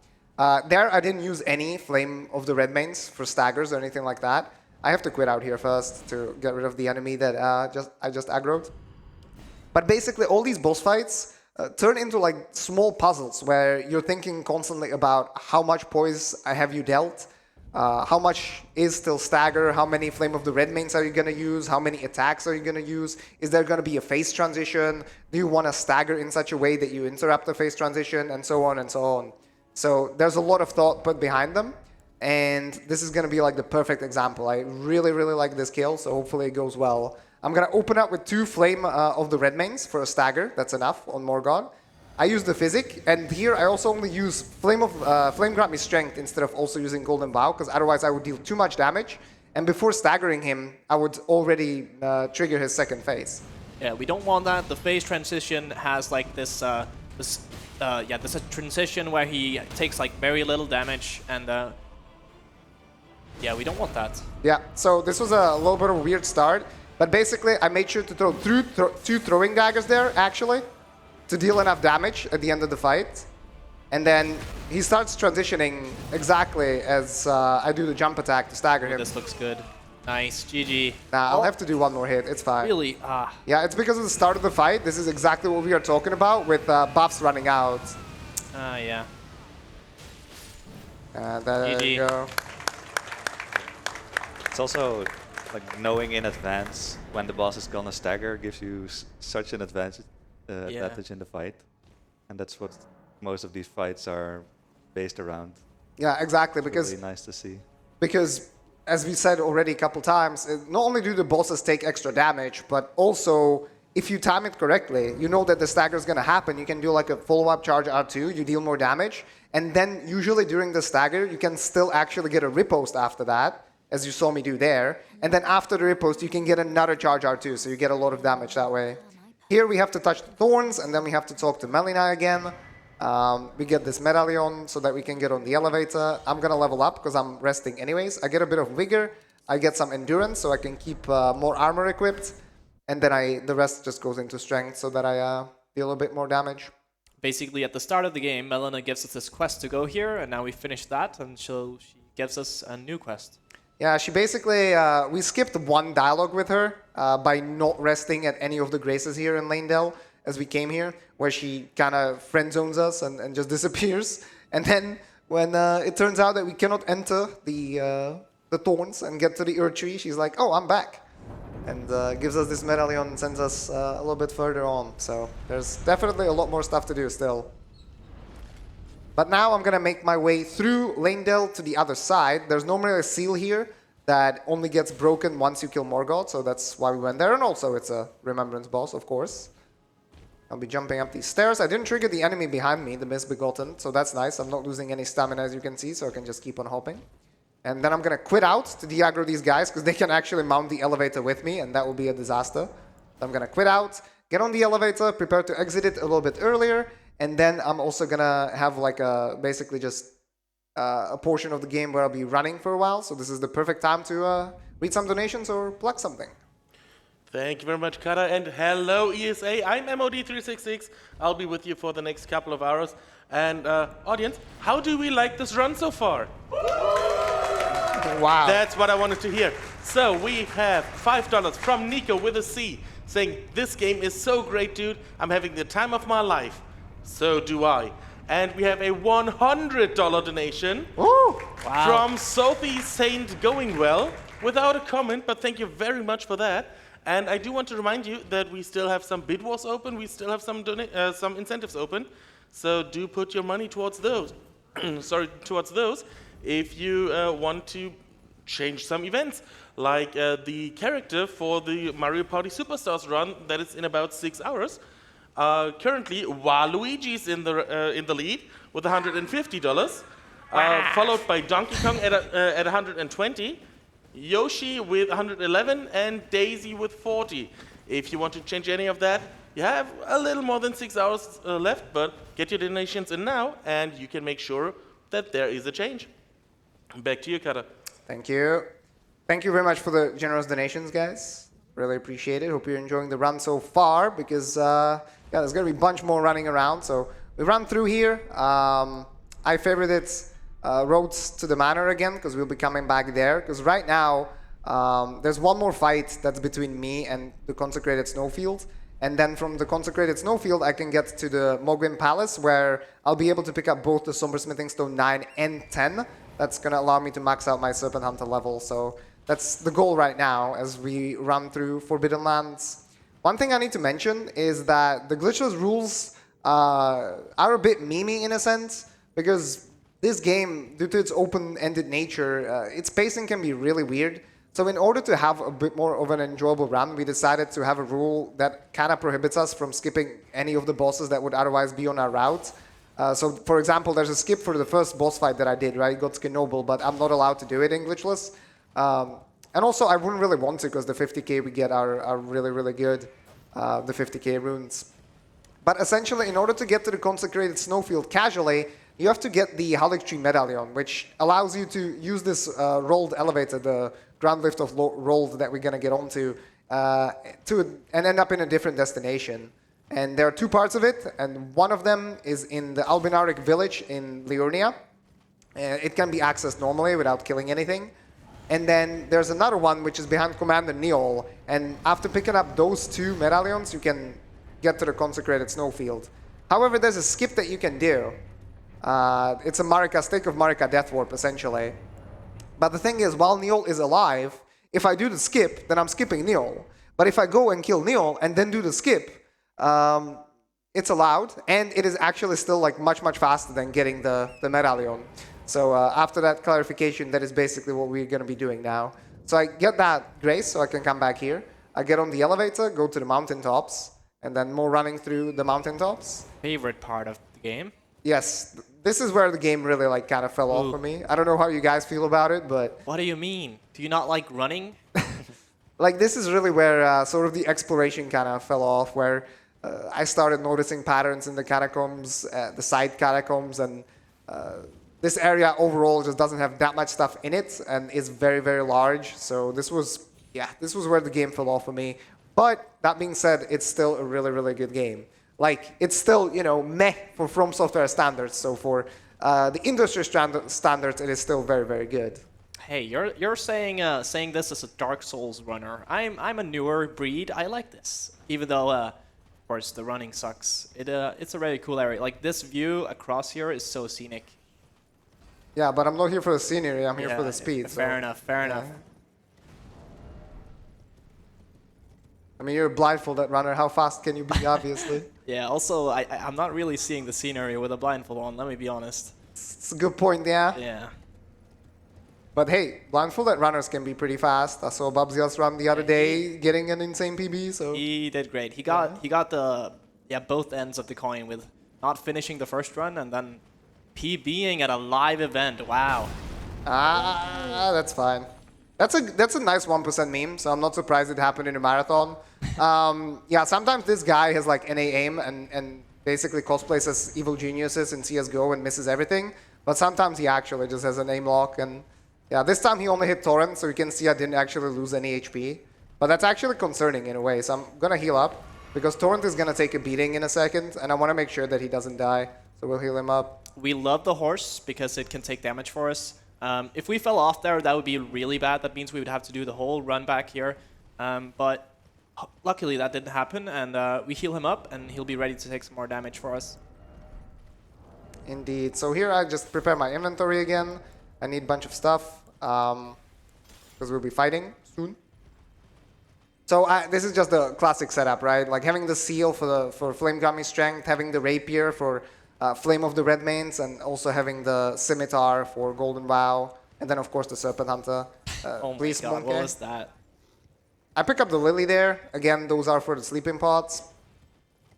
And then there's a little bit more running around. There's some new routing that I could do here, but it actually wouldn't save any time, RTA, so I'm not going to do it. And instead, we're going to be taking a different grace here up on the Outlook. There's a nice monocular there, amazing. Yeah, so are we going to be going to Mo from here, or what are we doing after this? Yeah, so after this, we're going to be doing to Castle Sol, which is like, it's not a legacy dungeon, it's one of the side dungeons, essentially, but it's one of the kind of forts that you can get into where, you know, horse is not allowed, and you have to run through it and then fight Niall, get the medallion, but we're not going to be getting the medallion, just killing Niall.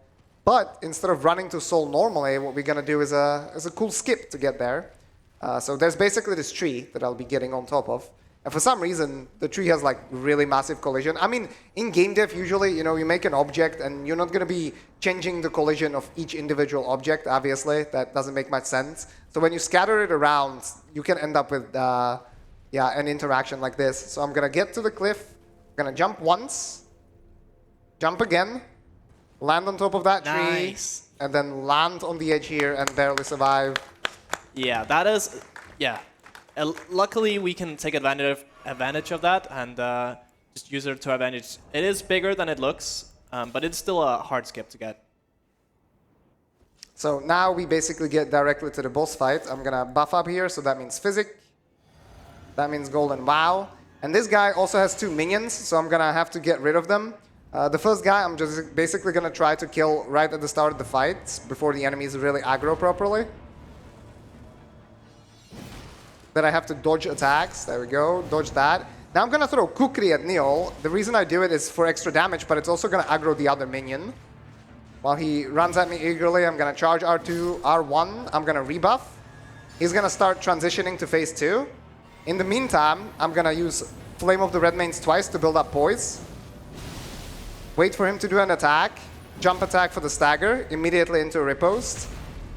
Charge attack after that, and now he should be transitioning. I'm going to run away, but make sure I stay close enough so that he actually charges at me. Reapply. Flame grant me strength. Dodge this attack. 2 more charge R2s now because he gets tired because he's old. This charge R2 is going to stagger. Follow up. Into a riposte. And 1 last charge R2 should maybe kill. Let's see. Loop. GG. Perfect. Yeah, so a lot of the fights in this game are basically scripted, just because we have such good practice tools that we know exactly what poise damage we have to do to the boss and what levels we need for that. So like this boss, when we get like good RNG, it's just easy fight. It's not easy. That was really difficult. Like, yeah, just keep on downplaying my achievement, dude. I don't mean it. Yeah, I'm gonna have you on commentary next time, sure. Oh, dude. fuck. No, I mean, it's basically scripted, right? As long as we get the RNG we want and we do the inputs correctly. Okay, so here's the skip that I was talking about. Again, I basically jump over a kill plane, and we're gonna land on this rock. Did I hit it? No. Okay, that's fine. We have to do that again. I got bad weather RNG. That was fog. I actually couldn't see where I was jumping, so I'll blame that. Yeah, so essentially there's like an area underneath us where there's a stake of Marika again. And I want to jump in such a way that I land close enough to the range of that and be able to spawn in the consecrated snowfield, or the entrance to it anyways. Let's try that again. Okay, it seems like the weather has cleared up, so I can actually see where we are jumping. I'm not kidding, by the way. Is that like the only weather RNG in the run? Yeah, basically. Huh. There we go, that's perfect. So now we're gonna land more to the right, and see in the top left, there's the icon again. We're gonna die, and we're gonna be able to spawn at the stake of Marika here inside of this dungeon. And as we do that, this is a good time to read a donation. Wonderful, thank you very much. We have an anonymous $100 donation.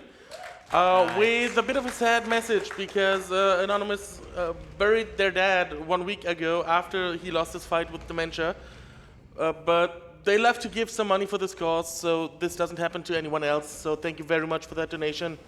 I'm sorry for your loss, but thank you so much for contributing. Thank you so much, and my condolences, of course. Alzheimer's is actually a disease that is close to my heart as well, because my grandfather, passed away to Alzheimer's, but he got to live a really long life, and he got to enjoy a lot of it as well. And thanks to my amazing grandmother, who looked after him when he was old and suffering from the disease, he was able to live almost 30 years with it, which is just incredible. But that's why I'm super proud to be able to try to raise money for charity here for Alzheimer Fonden. And hopefully contributes to being able to, spare other people from having to deal with the donator and my grandpa had to go through. So Thank you very much, guys, and keep on supporting the event.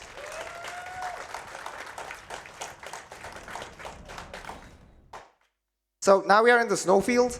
I got a little bit lost, so I quit out just in case. No, I'm kidding. I quit out because there's an enemy that spawns behind me, and I had to make sure to despawn him so he doesn't kill me. And I'm going to make my way to this inner consecrated Snowfield Grace. We're going to take it because we have to come back later. And now I'm immediately going to Mogwhyn Palace, basically. In order to get to Mogwhyn Palace, there's a teleporter that I have to activate. And in order to activate it, I have to kill an NPC. And you saw earlier how killing NPCs actually goes, right? So it doesn't go that great usually. You saw that on Fias Champions. So instead I'm going to try to do a better strategy here and just have the NPC kill itself. We'll see how that goes. In the meantime, I'm also going to pop Morgott's Remembrance so that I can use the runes I get from it for an upgrade. Because we'll be picking up the materials for the Serpent Hunter here. Yeah, so he's basically going to be tricking the AI to kill itself by jumping off. Don't spoil it, what the hell? Oh, sorry. Were you saving that as a surprise? Of course, it's funny. Man. But yeah, we'll be doing that. Yeah, so we get invaded here, which is basically like, this is sort of like a multiplayer interaction in a way. You can get invaded by players if you play online and stuff like that. And From Software likes to simulate a bunch of that stuff with also offline NPCs. Especially in DS2, there's a lot of that, which I particularly didn't enjoy that much, but some other people who, you know, tend to play offline a lot were like, yeah, that's a cool experience. So, bye-bye. Yeah, bye. That was really fast. Holy. Nice. Good stuff. Yeah, so this portal wouldn't be activated if the invader isn't dead. So eats itself off the cliff. We can enter Mogwhyn Palace. This is basically a legacy dungeon, but it's not great. It's very small. The start of it allows us to use the horse, so we'll be doing that. But because this is sort of like close to a late game area, if not a late game area, it has good upgrade materials, and that's why we are here. We are here for the +9 and for the +10. Yeah, and of course to kill the boss at the very end of the game. Oh well, not the game, the area. Yeah. So yeah, we'll just be skipping all the enemies and getting the materials we need. Yeah, here's the +9. And also there's going to be a pretty cool skip that I'll do. I have to quit out first because there's like a big summoner that summons this giant skeleton, and I don't want to deal with him because he has ranged attacks, so I wouldn't be able to do the skip otherwise. And it's basically just a bunch of parkour, but it's pretty neat, so hopefully it goes well. So quit out to despawn, and then I'm going to abuse this rock and the collision that it has to get out of bounds.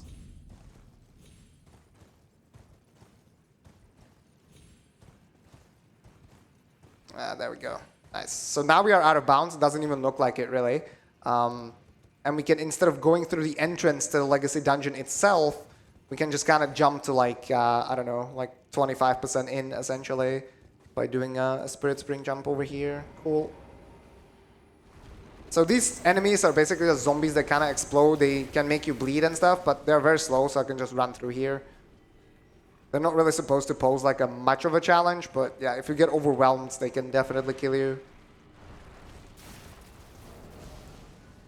Yeah, again, they can block you if you're unlucky, so just a little more RNG. We hopefully avoid.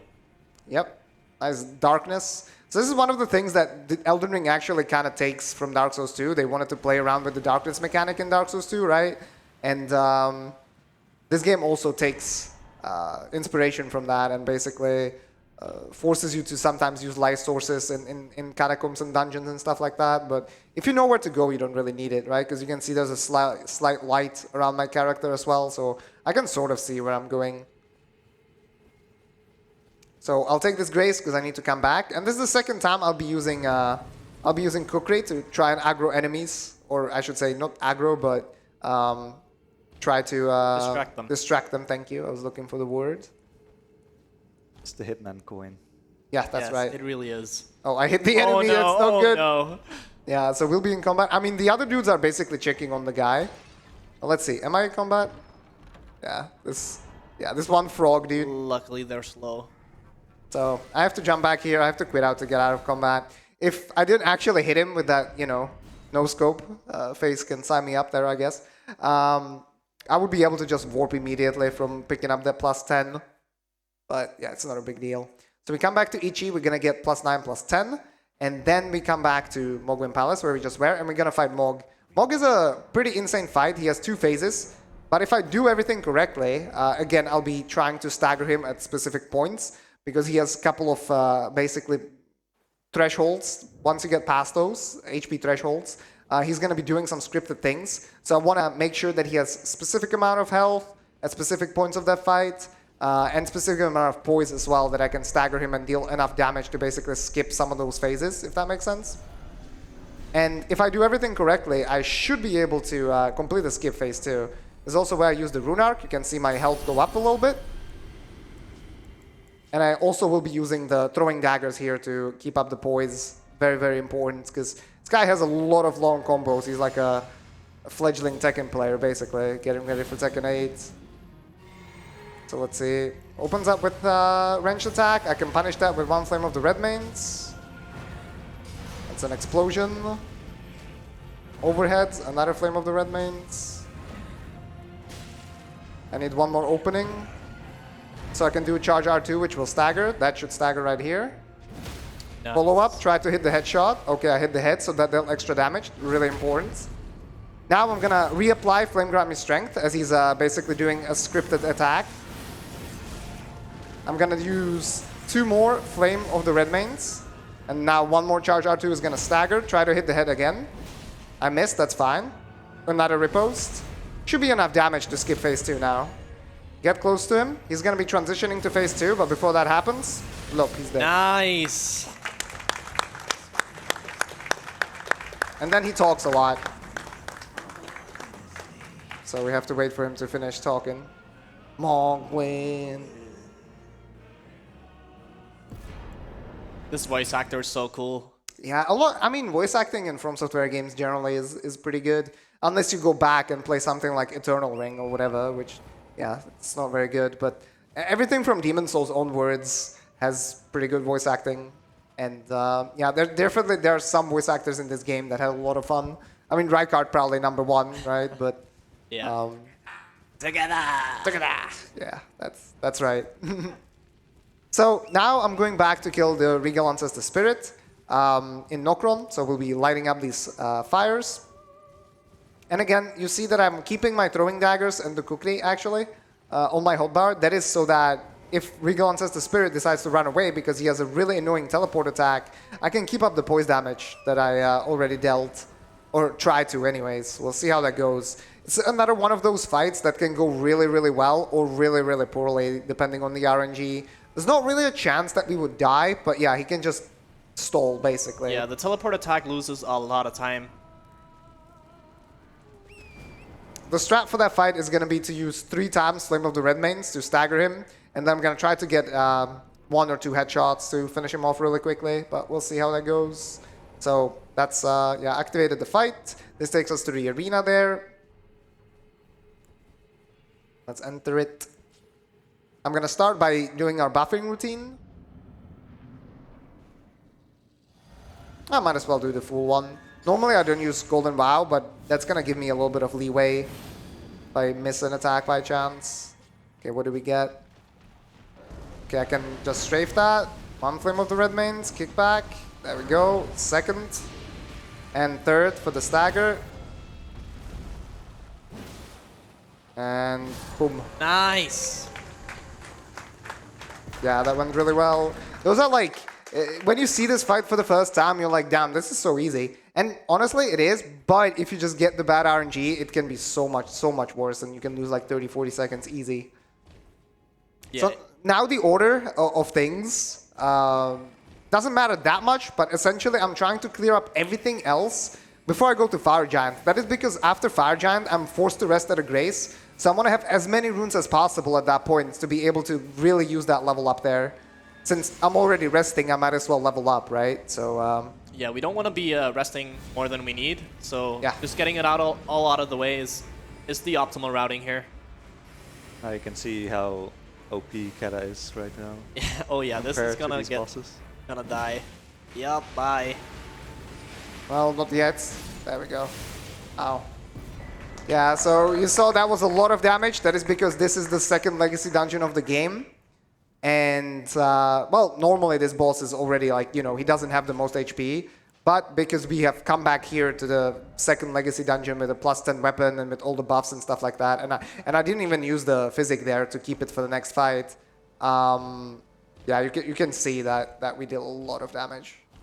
So here's this ball, big ball, but if I jump, I don't even have to dodge it, so that's neat. I'm gonna heal up here because this next NPC is actually insane. His name is Mungram, and I want to make sure that I avoid him. So I equipped arrows. I don't want those. He can parry you and absolutely be a pain. Yeah, he can get on this elevator, so that's why I'm just going to quit out to de-aggro him. Because if he gets on the elevator, he can kill us, then we have to run all the way back from the classroom grace, and yeah, it's not good. So here I actually need to equip the bow, and I need to get my arrows. And we'll be fighting Rennala. So Rennala, phase 1 is kind of a gimmicky fight. You're supposed to break these seals, whatever you want to call it. Something like that. Yeah, that each of the students have. You don't actually have to kill the students. You can just hit them. Oh, well, I actually nice. killed that one, but yeah, I can just use the bow and arrows to actually shoot them from distance, which is really neat. Now Rennala, that's normally in her eggshell when you cannot damage her, is gonna go down. So in the meantime, I can actually buff up to save a little bit of time instead of buffing ahead. And then we enter phase 2. And entering phase 2, there are actually 2 really precise charge attacks that I'll have to do here that will hopefully work out. Let's see. Okay, that was good. Nice. So there are 2 things that she can do there. One is the summon that she did that basically always keeps her in range, which is good. But then there's also like she can fly away essentially. And if she does that, you barely clip her if you do it correctly. So the first charge attack that I did, I needed to make sure that I stood to her side and attacked in such a way that I hit her in like the last active frames of my attack. So there's the least amount of recovery, basically, right?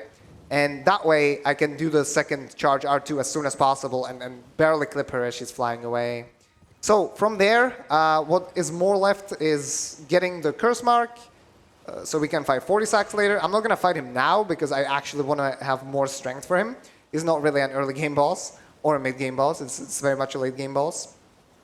And then there's also Godrick still left before Fire Giant. So those are the 2 things I'll be doing right now. There's a lot of running. We have to go to the Carian study hall where we have to invert it to be able to get to the curse mark. That's where the hourglass that we got from Rani comes into play.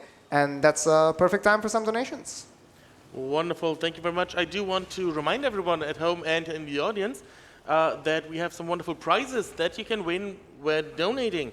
And of course, we have our 2 grand prizes for a minimum donation of $200, which are a custom is a Nintendo Switch and a custom is a PlayStation 5. You might have seen those in those wonderful videos that our prize master Lovare did. They look really wonderful. And if you don't own those consoles yet, you do want to get your hands on one of those. So a minimum donation of $200 over the whole week, cumulative, then you are in the draw for this prize. But, Chet, I see this wonderful donation of Frenzied Flame still in the Omnibar. And I like those 5 digits, this 42069, you know. Is it too much to ask to try to make this appear as the donation total by the end of this run? I mean, I know it's over $1,000 to there, but can you make it, Chat? It would be nice. It would be really Yeah, nice, it would be right? nice. Hell yeah, it would be very So, nice. Chat, it's up to you. Let's try this. Blocked.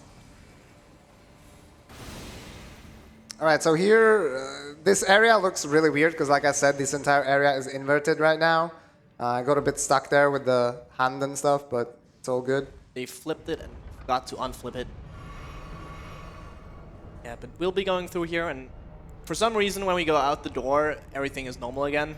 Yeah, don't ask. It's Miyazaki magic indeed.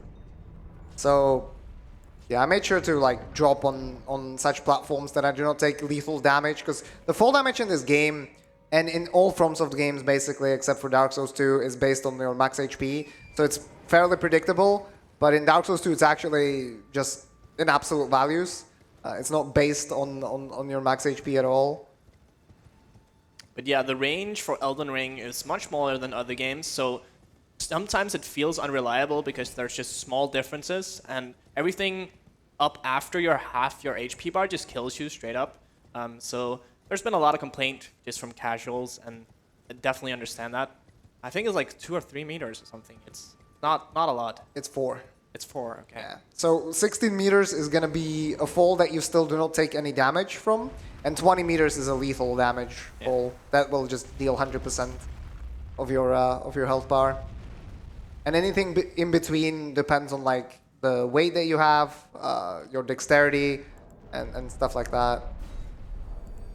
By weight, I mean, you know, the amount of equipment that you have, not the physical appearance of your character, which we are like, you know, 250 pounds, jacked Kratos, obviously. Just carrying every weapon in existence. Yeah, that too. All right, so here this elevator is very long. Again, this is to get to the curse mark.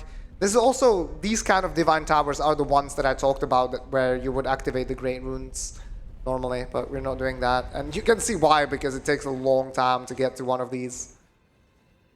So in the meantime, I popped all the remembrances that I had, again, to maximize the rune counts before I rest at Fire Giant. Pick up the curse mark, and then immediately go to Stormhill Shack. Another reason why I do the boss order the way I do it here is to minimize the menuing in the map when fast traveling. So that's also the reason I routed the things the way I did. And now we are coming back to, you know, Stormveil Castle, which is the first legacy dungeon you're supposed to get into, and most players casually probably got themselves into, and the one that we skipped all the way at the beginning of the run. Yeah, Finally coming on to the first boss. Yeah. Yeah, he's not going to stand a chance. Except, you're going to be surprised, because normally if you play this game casually, you would expect a cutscene here. Where is he? Where is this guy? Yeah, he's gone. He just left? What? Yeah, he got tired, went to sleep. Yeah, we already killed him in Leyndell, which is why he's not here. So we can just skip, well, not skip him, just go straight through the castle instead. Yeah, so normally there's Morgott here. This is like the first kind of major boss that tests the player, kind of teaches them the fact that they get their ass whooped and they should go away and just kind of explore a bit more, get a bit stronger, right?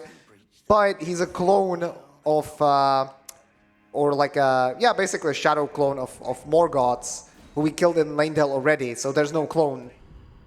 And that means there's one less boss to fight. So obviously that's fast. That's another reason why you don't want to do this early. Besides the fact that now we have a completely different power level. Yeah, it's just a nice little attention to detail by From Software that they, it's like lore accurate as well, so nice. I feel like you can make anything more accurate with these games because it's the fans that make up the lore anyways. True. Miyazaki has the easiest job. Put some item descriptions generated by ChatGPT probably, and then the fans just kind of figure out the lore. Man, you're really fueling up the angry letters in here. Probably gonna get a lot of complaints from all the lore writers. Well, I'm looking forward to them. Hopefully they donate. Yeah, if you have anything to complain about in this run, like you can tell me through the donation to charity. Yeah, send it through a donation. We'll happily take those. Yeah, I'll relay it to my lawyer. All right, so here I'm just running through Stormveil Castle to get to Godrick, the remembrance boss of this place, of this joint. And I'll be quitting out twice. The first time, again, is to get rid of the birds who can actually follow me all the way to the fog wall here. And the second time is to de-aggro this giant who has an AoE attack, and he might wreck me while I am buffing up in front of this fog here. This fight is also, it has 2 phases, but if I do everything correctly, I should be able to skip the second phase, so we'll see. There's 3 openers I can get, but 2 of them are likely. I can strafe both of them and get some attacks in, and basically I'm, again, trying to not deal too much damage here before he actually starts transitioning. So I started with a little bit of buffing, now I'm going to get into the fight, I'm going to buff as he's approaching, and then we'll see what attack we get. So I'll stand in a specific place, apply Golden Vow, go a little bit closer. I get the jump, so I strafe to the right. I get a charge R2, see what he does. Okay, I can just do a follow-up. That's quite a bit of damage, isn't it? That's so good. Yeah, and then 1 and 2, and he's dead. Bye-bye. So I basically did like a hit confirm there, if you're familiar with the fighting game lingo. I saw what he was doing. as a follow-up to his opener, and I saw that I had enough time to hit him with another attack. He also talks a lot of trash, but yeah, gotta wait for him to die, and now we're gonna come back to the Mountaintops. But yeah, I saw what he was doing. I saw that I was able to get another attack in. That attack deals enough damage to put him into phase transition, essentially. But I need to make sure that I have enough stamina to get 2 more attacks in, right? So that's why I don't just like kind of attack blindly, so that I can finish him off before he transitions to phase 2, where you're put into a cutscene and you have to run towards him. It wouldn't be that huge of a time loss, but it would be something. Also cheating, hello? Yes, we turn on cheats just for this section. This section sucks. Yeah, this section's boring, so I just turn on the Pegasus glitch that you might have seen if you watched my run from ESA Summer. Yeah, just a last joke, year. of course, but Is it? no. Yeah, it's like part of a puzzle. In order to get to that tower that we ran around, you're supposed to find that invisible bridge, but it's pretty funny because sometimes people came into my stream and they were like, I thought it was this was glitchless. Cheating? Yeah. So now we are approaching Fire Giant. There's going to be a bunch of running around. After that, I'll be doing the level that I talked about. And before I get to Fire Giant, I think this is a perfect time to read a donation or two. Wonderful, thank you very much. I have 2 wonderful donations here. I have a $5 donation from Message saying, could this be a charity? Therefore try Alzheimer Fund and Skeleton. And we also have a $200 donation Wow. from Peleke saying, let's go Frenzied Flame ending. I really love that. Thank you very much for your generosity.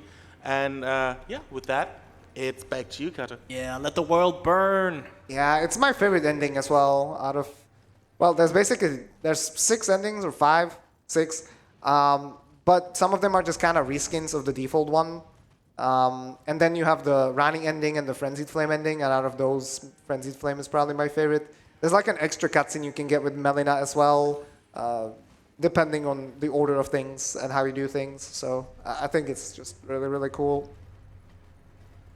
It's also the rarest of the 3. Really? I thought Age of the Stars would be the one with like all the stuff you have to go through and you need to go through. You would think so, but the Sims go hard, dude. Like, Oh yeah, true. when you look at the achievement list, which I've done recently, actually, that is the most common ending out of all the 3. Like, more common than the regular ending without any of the special requirements. Which is pretty funny. Kata has a vid on that if you want to check that out. But Damn, you're back on the commentary list for next time. let's go. All right, so here's Fire Giant. I'm going to buff, not too much though, because again, I don't want to deal too much damage. And I want to set up the poise to such a level that he's at a very specific poise level, just as I deal the final blow in phase 1, so that I can stagger with the 3rd charge R2 in phase 2. Let's see what he does. Okay, so I'm going to do a charge R2 to destroy this anklet. That's going to stagger him, and this is also his weak spot, so I'll be hitting that for some damage. Now, a jump attack to it is going to stagger. I'm going to replenish my stamina to max. 2 more charge R2s to the weak point, hopefully. 1 more charge R2 as he's rolling away. Perfect. Now apply Frame Grant Me Strength, because I need as much damage as possible here. Replenish some stamina, wait for him to get down. His hand is the weak point in this phase. Get 2 more attacks in, dodge the Fire Tempest there, or Firestorm. Stagger, and now the eye as a weak point. I missed, that's fine though. Boom. Okay, we got it. Nice. Clean. Yeah, that was really well played. Didn't get unlucky either, so most of the time, like, that fight is going to be good, but sometimes he can roll away at the start of phase 1, like, just randomly, and then you have to chase him, and it's not good, because, again, we have buffs that are on a timer, so if we have to chase too much, the whole fight might be really messed up. Yeah, and as you can see, we're absolutely stinking rich, so we'll be spending a lot of money here, and hopefully just getting absolutely insanely leveled. Yeah. One more thing that, you know, I could get, like, extra vigor and stuff, and I will, because I actually need enough health to survive a specific attack, which will be part of a boss fight. If I don't have enough health and I get hit by that attack, it would completely mess up the strats for that. But I'm going to mostly level up strength. Excuse me. I would also, I'm going to level up strength to 70, which is actually a breakpoint that I need for the next upcoming fight to be able to do, like, a cool strat there. So I get 28 vigor, and then this is going to be enough for 70 strength. Then we talk to Malenia. She's gonna yeet herself into the fire because of lore reasons. And we'll be transported to Far Missoula. To commit, burn at my hand. It's the first burn victim. Far Missoula is this late game legacy dungeon that has a bunch of bosses in it. Some of them with remembrances, some of them without. The Godskin duo that's going to be coming up is not a remembrance boss, but we have to go through it anyways. There's a skip for it that you could do, but it involves glitching, and that's obviously punishable by law, so cannot do that. This is also the second time, because again, it will be Godskin. So Godskin Noble was the first boss fight that we did, and this is Godskin again, so we can put them to sleep, so we'll be abusing that. First, I'm also gonna do a nice bow cancel there. And yeah, we have to run through Farm Missoula. These Farm Beastmen deal quite a bit of damage, so I want to make sure to get them off my ass, so I'll be quitting out here once. And this is like the perfect time to go ahead and plug some incentive for something that people can look forward to as I run through here. Okay, wonderful. Thank you very much. So let me tell you a bit about what Alzheimer Fonden does. So the goal of the console's work is to get maximum dividends on the research money for affected patients and their relatives. They also encourage collaboration between researchers at different universities, because there is currently no cure for Alzheimer's disease. However, current treatments can temporarily slow the worsening of dementia symptoms and improve quality of life for those with Alzheimer's and their caregivers. So every dollar counts, as always with charities, and it's going to a really, really good cause. And yeah, if you want to put your money towards one of our incentives, we do have some incentives for tomorrow's Tetra.io run with the 4-wide combo battle, which is basically Tetris, but just 4 squares wide, which sounds really insane. As well as the bonus cheese race, which is basically a Tetris with, well, 1 hole in each row that is already given, and you have to race to clear all rows. So both of those have a total of $2,000, one of which is more than halfway done. So get your donations in if you want to see more Tetris, because Tetris is always nice to watch. Back to you, Cutter. Thank you very much. So yeah, we've made our way through the first half of Far Missoula. I'll be taking this grace. It's mainly for safety, because you don't know what's going to happen. But basically this fight, like I said, is made up of, it's called Godskin Duo, but they will keep on respawning until you basically deplete their shared health bar. And in FromSoft games, you can actually deal damage to enemies that are dead already. But normally it doesn't matter, because their health bar is depleted. However, these guys have individual health bars, and they also have a shared health bar. So if you've ever seen the Four Kings fight in DS1, this is exactly the same thing that we're going to be abusing here. So I put them both to sleep with precisely placed bombs. I'm going to buff up. And then I'm going to do such a setup to deal as much damage to the Godskin Noble here as possible before riposting, right? So there's one more for a stagger. You can see it's very low. Perfect. Get the ripost. And after the ripost, I can get 2 more hits for an overkill. So you can see I'm damaging the cumulative health bar there. Just like that. Replenish FP. Rebuff. And I'm going to do the same thing here. Hopefully. And hopefully the game is going to allow me to backstab. Because we are kind of on the stairs. And yeah, okay, good. So after the backstab, I can get 2 more charge attacks. Just like that. So and good. that's it. GG. Dead in 1 cycle. Boom. There you go. Yeah, if we didn't get that, we would have to wait for the respawn, which just loses time, and obviously we don't want that in a speedrun, and yeah, that was really good. Yeah, that was really, really good. So yeah, this works in like the other FromSoft games as well, but there are not that many opportunities to exploit it. However, this one is a perfect one. Again, it's like exactly thought out. Like there were a couple of friends, you know, that helped me out with the setup. I can mention, you know, NPT Nuclear Pasta Tom and Ramon, who spent quite a few hours trying to help me out. We, at some point, were using throwing daggers and stuff like that, but in the end, we found this setup that works really, really well.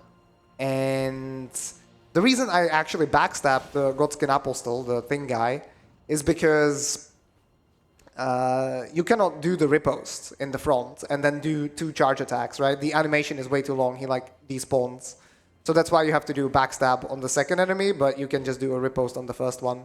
Oh, that's interesting. I didn't know like they were different, but that makes sense. Yeah, because you have like different recovery frames, and yeah, they despawn at different times. So here I'm gonna be going for again a neat skip to get past this like great bridge essentially in Fire Missoula. So I drop down around this Colosseum kind of elevator. I'm gonna use this Remembrance on it. I also prepare another Grace. This time Grand Cloister, which is the Lake of Rod Grace that we're gonna be coming back to. So here's a Beastman. I have to dodge him like that, and then I'm gonna be parkouring along this ledge. I hate this so much. Yeah, this skip is very finicky. None of this is stable ground, so if I like fall off and have to quit out, I'll be put back up. But that was pretty easy.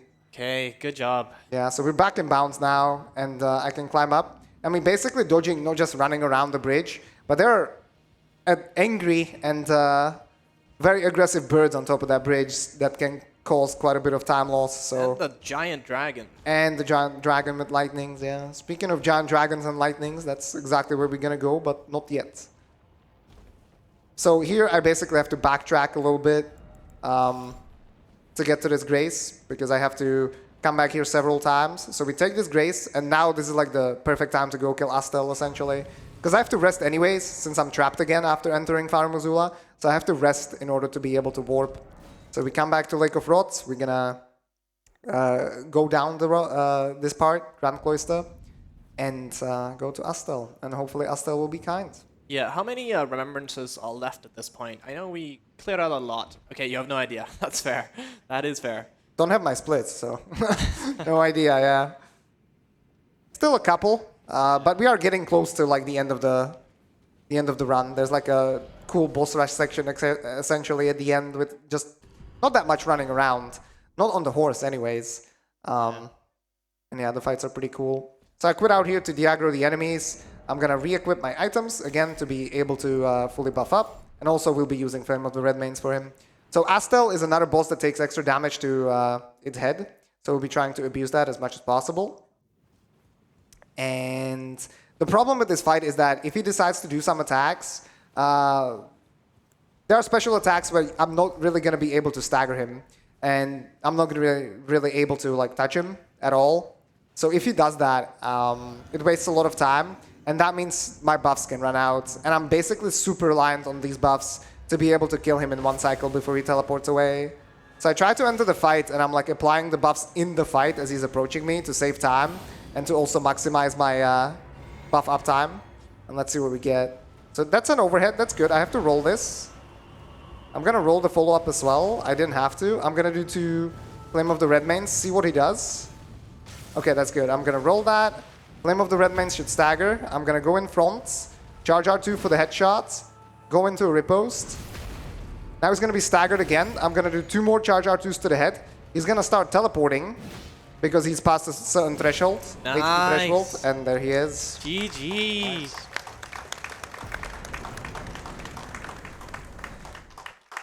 Yeah, that was good. That's basically as perfect as that fight can get. So I must say that Miyazaki has been doing pretty okay this run. So now I have to wait for this elevator to come back. That is because, like I said, we are backtracking now, essentially, going to Placidusax, which is this great dragon that we have to fight. And Placidusax has a really neat fight as well. There's a lot of cool stuff that we can do there. And essentially, it has several phases. Basically, you could split the fight into like 4 different phases. And the trick is to try and deal as much damage as possible before the phase transition, then stagger him to get as much damage before the actual transition happens. And that way, I can basically kill him in just phase 2. If you know, we are blessed with good RNG and I play it well, so we'll see how it goes. This is also the fight where I have to tank one of the lightnings. That's why I leveled up to be able to tank it. And it's part of the fight, because if I was dodging that lightning, I would basically not be able to stagger him before the phase transition happens. So bunch of bow cancels. I'll be re-equipping my stuff. Lay down, because that's what you do when you're tired. And let's equip the last item. I'm going to buff up. I'm going to approach him. And this is also where like the crouching to regenerate stamina is really, really important. Because I need to get to him as soon as possible. So basically, as he starts doing his scripted opener, I'm going to be hitting him in the meantime. Then I'm going to roll the first lightning, use Flame of the Redmanes, and then hopefully be staggering him. So open up with one charge R2, another one, toggle my weapon, dodge, Flame of the Redmanes, another charge R2, tank this lightning, one more R1 to stagger, wait for some stamina, stagger there. Make sure that I hit the head for extra damage. One headshot, two, into a riposte. As you can see, half of the health bar is gone, so he's going to be transitioning. As that starts, get 2 more charge R2s. Now I need to make sure to heal back up to full. Reapply my buffs, and wait for it to come down. I'm going to, again, try to build up poise and stagger him, basically, as soon as possible. Okay, that's the worst RNG that you can get. I got hit as well, which is not a big deal. But that's literally the worst RNG that you can get, where he basically is guaranteed to just fly away into phase 3. Because he does that attack and immediately flies away. Because we dealt so much damage that not only did we reach the HP threshold to get to phase 2, but also to get to phase 3 immediately. Oh, that's great. So I have to wait for him to do his stuff. Let's see what he does now. Okay, here's the lightnings. Yeah. Well, here is phase 4. This is really unfortunate, but I tried to run to the wall so I can roll this drive-by and end up behind him. That is super important because he has like this laser attack that he's doing right now that is just like insane to dodge. But if I'm at the wall, then I can just stand beneath him like this and he's lasering everything, but I can just keep on hitting him. So there he is. Nice. There we go.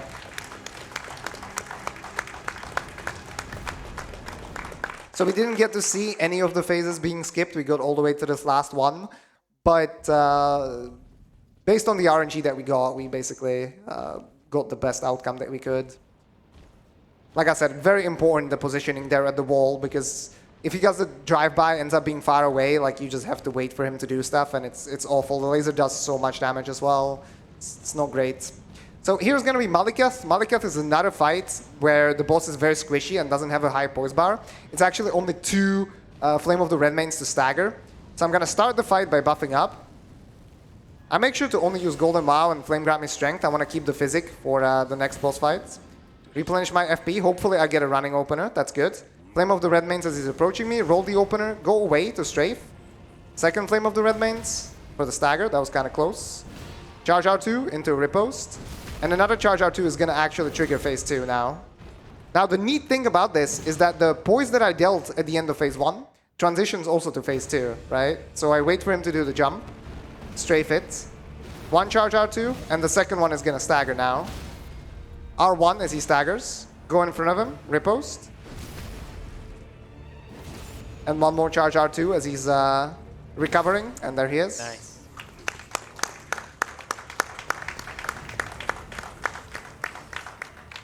Yeah, so this is like, again, a perfect example of the puzzling that I was talking about when it comes to bosses, right? Where essentially it's all about how can I deal enough poise damage to be able to just, you know, skip past the annoying parts of the boss fights without having him transition too early or too late or stuff like that. So Yeah, there's been put a lot of thought into that just by the whole Souls community. absolutely, yeah. So here I'm running through Leyndell. Again, this is because when Malenia threw herself in the fire, well, actually, what she did is she got us to Far Missoula, but now that we killed Maliketh, we basically get like Destined Death or whatever, release it to the Earth Tree, so you can see the Earth Tree is now burning and everything. So that's why Leyndell looks different now, basically like a different version of this entire area. And we can progress towards the late game bosses here. But we're not going to be finishing the run-up just yet, because we have more Remembrances to go still. We're going to be approaching Gideon. I make sure to buff up beforehand on this elevator, because that saves time. And as I do that, we can go ahead and read a donation. Thank you, Kata.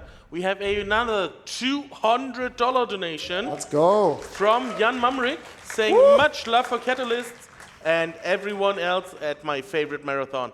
Let's make sure everyone can remember these moments forever. I really like that. And that donation goes towards the language German for Star Wars Jedi Knight Jedi Academy that's coming up tomorrow.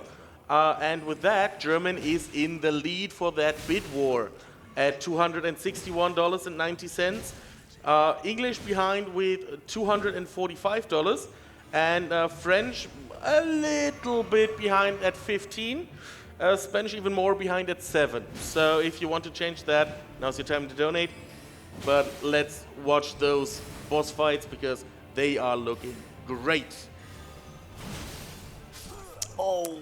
Yeah, so I messed up the setup there on Gideon. Gideon is an NPC boss fight that basically gets the spells from the bosses that you've killed.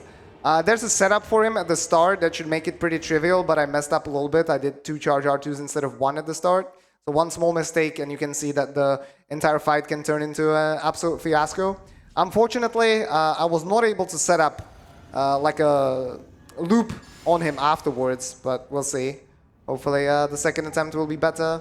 He's like an insane spammer. Like, he basically has, you know, he has these spells, but he doesn't have any focus points. He can just keep on spamming all the time. Yeah, perfect example. You can see these are some of the spells that we've seen before, like this Scowl Line from Rykard, for example. This is Mog's spell. Rennala. Nice. Oh yeah, this is something you don't want to mess up, because normally the first time you fight him, he starts monologuing and you just go behind him and kill him. Now Kata's gonna have a hard time. Yeah, basically the goal right now is to get to him without dying, and then trying to get him to like keep on rolling away and hit him with crouch attacks. Try to roll catch him essentially. So we'll see. I hope you practiced PvP, Kata. Sure I did, yeah. I'm a PvP enthusiast, obviously. Okay, he's approaching me, which is good. He's quite eager. Got a lot of ego this time. Okay.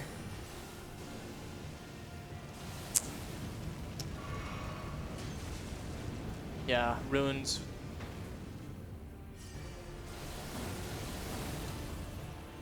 Sir? He has wall hacks, dude. See, that's the spam that I'm talking about. So he now has like an explosive on him.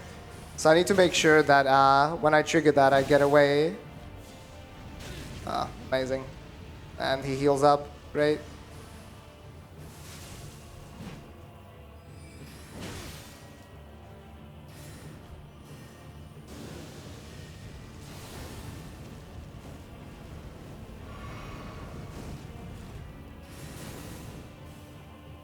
Can the thing like explode already? No?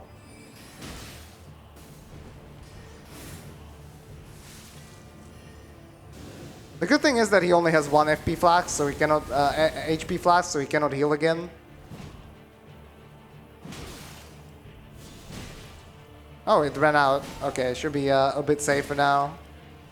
Yeah, see, he's trying to heal, but he actually had no charge. Okay, pillar, excuse me. Okay, Nice. there you Yeah, go. we got it. Freaking Gideon. Run saved.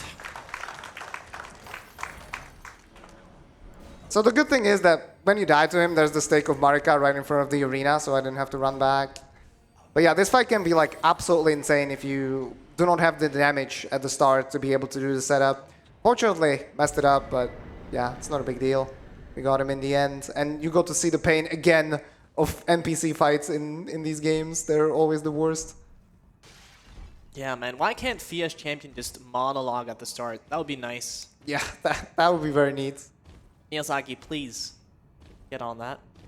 So this is like the same place where we are earlier, killing Morgott. This time we're actually going to approach Godfrey instead. So I'm going to take this Grace.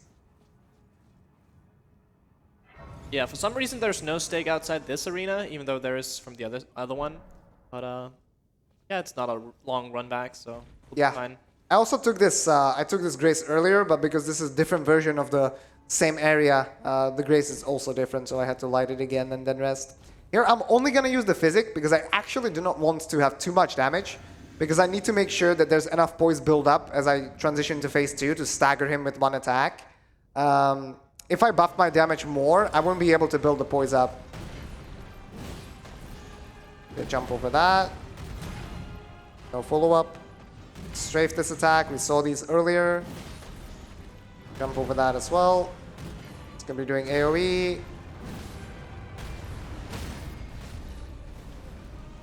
Amazing. The AoE went off even though I staggered him already. But we dodged it. That would have been a one-shot, so I'm glad I dodged that. And now I need to make sure to do this charge R2 and charge R1.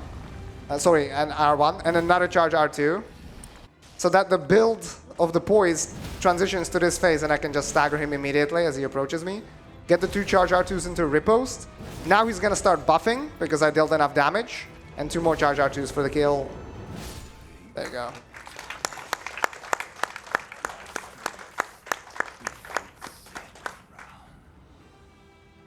Using the multi-phases against them. Very nice. Yeah. That's good. I don't like multi-phase bosses usually, so I'm glad that I'm able to actually exploit it in some way.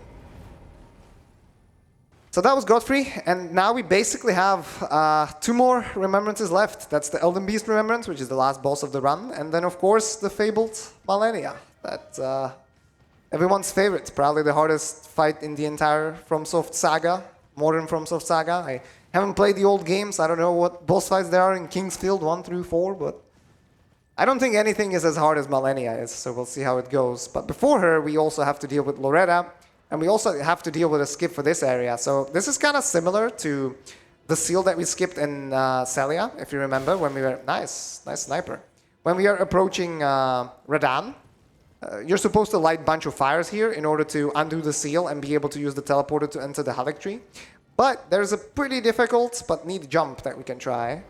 It might take a while, but basically there's like an invisible wall right here, but I can kind of clip on top of it. Like that. Okay, but I need to turn a little bit sooner. So you saw I got like a little bump after the second jump on the horse. I want to abuse that bump and turn to the side exactly when that bump happens and get around this wall. Like that. Ah! Ooh. Come on. I got scammed there. I thought that was it. Yeah, so you see me quitting out immediately, so I respawn back on the platform and can retry. If I quit out too late, I'm just gonna die to full damage. Yeah, so that was too early instead. But yeah, that is really hard.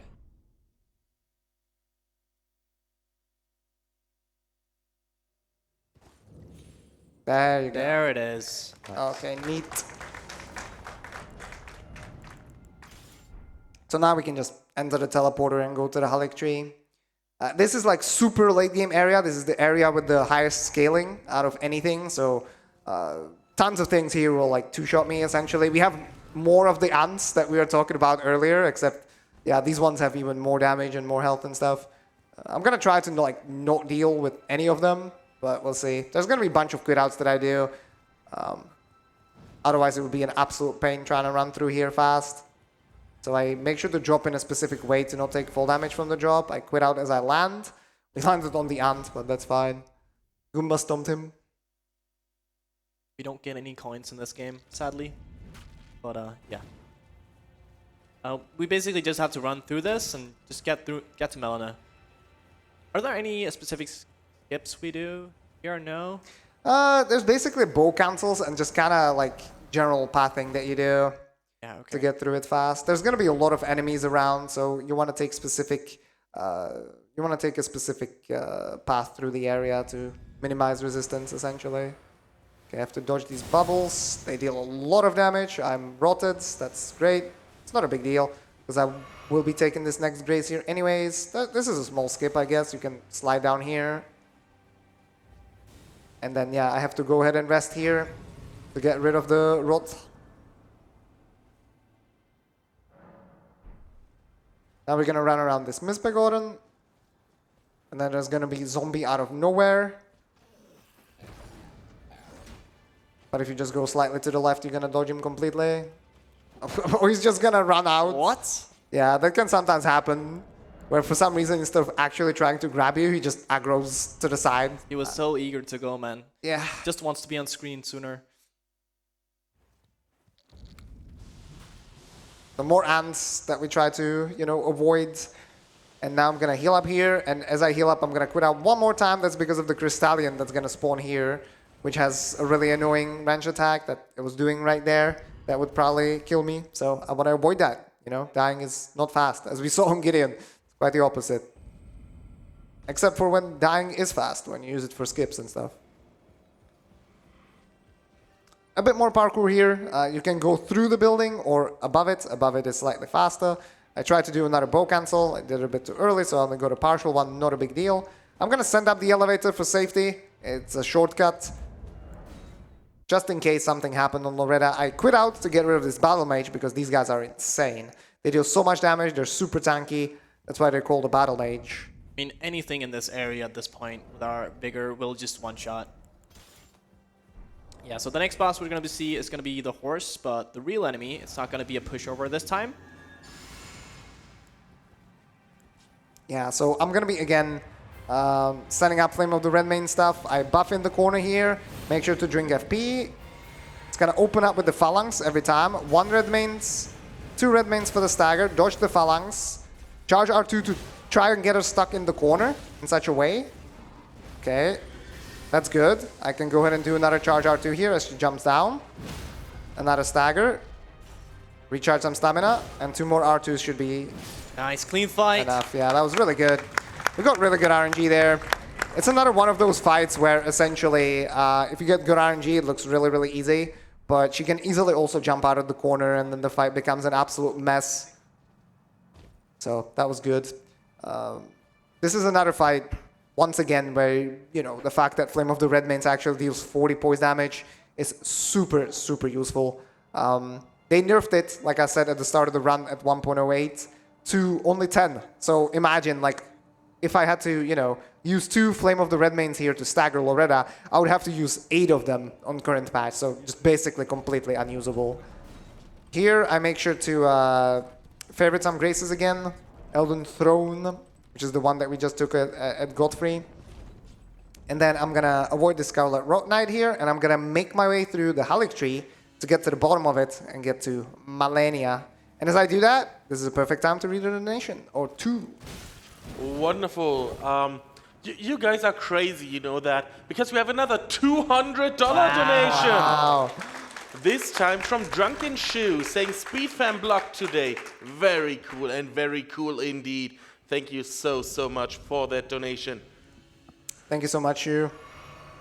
Yeah, make sure to you know, keep tuning in as much as you guys can, because there's a lot of cool runs that you really don't want to miss. And if you do, check out the VODs. Tomorrow, me and a bunch of my friends have a pretty big block on stream 1 from like 4 p.m. local time to 8 p.m. I'll be doing one more run. I'm, you know, pretty known for Elden Ring and Dark Souls speedruns, but what I'm less known for is Prince of Persia speedruns, and I'll be doing one of those tomorrow, so I'll be more than happy to see you there.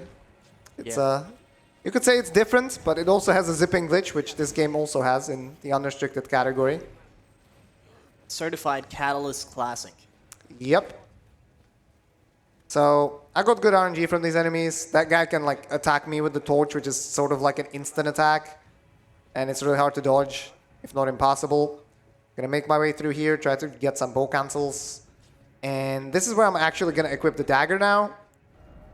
Yeah, the one other time we want to be using it this run. Yeah, that's because of the small lake with the rot in it, because that inhibits my my movement ability, and I'm just gonna be able to quick step through it. I will still get rotten, but with full HP like this, I should be able to get to the next grace without dying. And if not, I mean, I have, you know, flasks, so it's all good.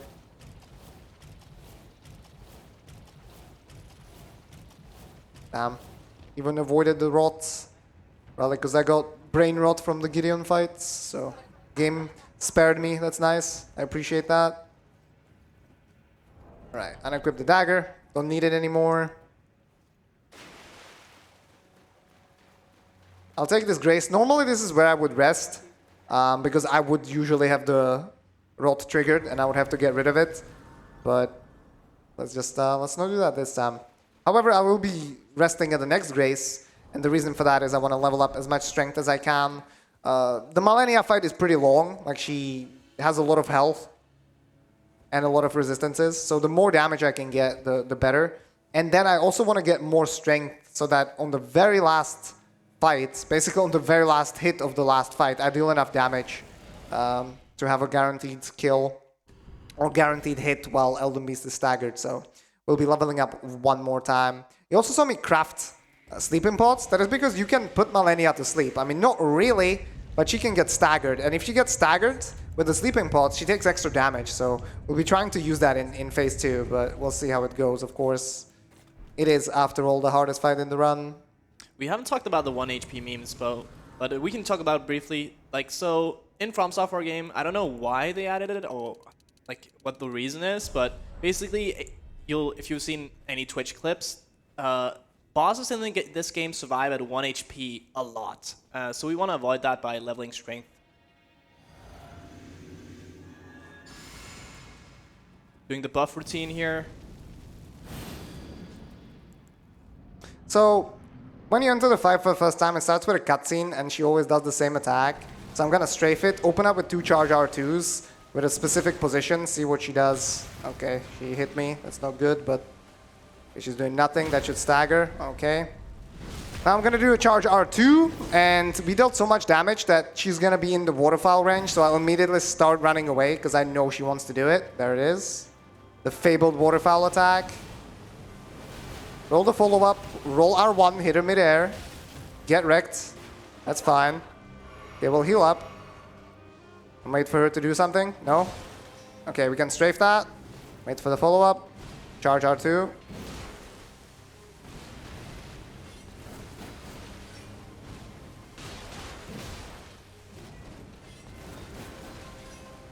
Got the good variant of that attack twice.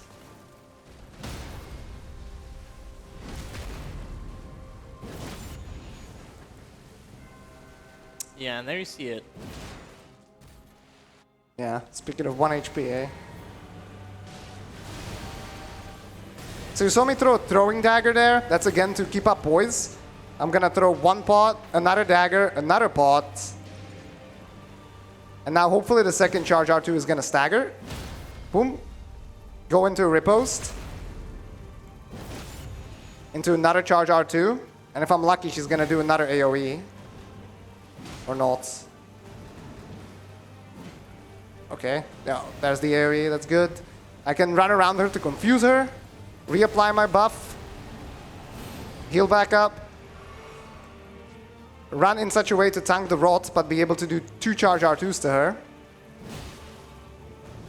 R1 for the stagger, and jump attack for the finish. There you go. Nice. That was alright. Phase 2 was pretty good. Phase 1, obviously not the cleanest, but it's all good. Alright, so now we go to Elden Throne. This is going to be the last boss fight of the game. Radagon and Elden Beast.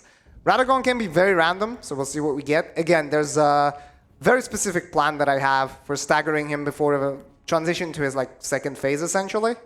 And then he's scripted to do a specific attack that I can punish really well and kill him afterwards. But we'll see. And then for Elden Beast, I have a similar plan, essentially. But, you know, I'll see what happens. I'll open up with a running attack into a charge R2 for a stagger buildup. And then, yeah, let's see what RNG we get. Roll this one, see what follow-up I get. Okay, cannot strafe that one. Try to strafe this. Charge R2, that's a good attack. Roll it, charge R2 will stagger. Wait for stamina, riposte. Now I'm gonna do another charge R2 and he's gonna start jumping. Actually, he's not even gonna jump. I think I skipped that completely. Oh, okay, I didn't. That's fine, I'll get hit.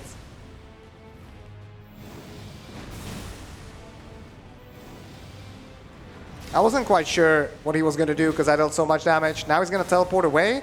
I used the pickled turtleneck that we got at the very beginning of the run, so that I get more stamina regen. Strafe this. 1 more charge R2 for the finish. Okay, 1 more for the finish. Reapply my buffs before the Elden Beast part of the fight starts. And this is where I need the pickled turtleneck so that I can actually get 5 charge R2s before it swims away. I mean, the swim that can happen here isn't guaranteed, but if it happens, I'll be able to hit it as it's starting to swim away. So that's 3 and 4. There's the swim. Boom for the stagger, just as it's swimming away. Crouch R1 for a little bit of extra damage necessary. 2 more charge R2s into a riposte. And now this is where, with enough strength, I can do 1 more charge R2, and that is it. Plop. And that is the final boss fight Good of job, Elden Ring. Kratos. All Remembrances. Glitchless. Get ready on the button. My dude. My epic dude. And guy. And wait a little Not bit. yet. There's more cutscenes to be skipped. And time. There we go. Yay! Didn't have to get mercy killed. That's nice. That's good. Yeah. So that was Elden Ring. All Remembrances. Glitchless. It's one of the coolest categories that we have. I'm super happy I got to show it off here.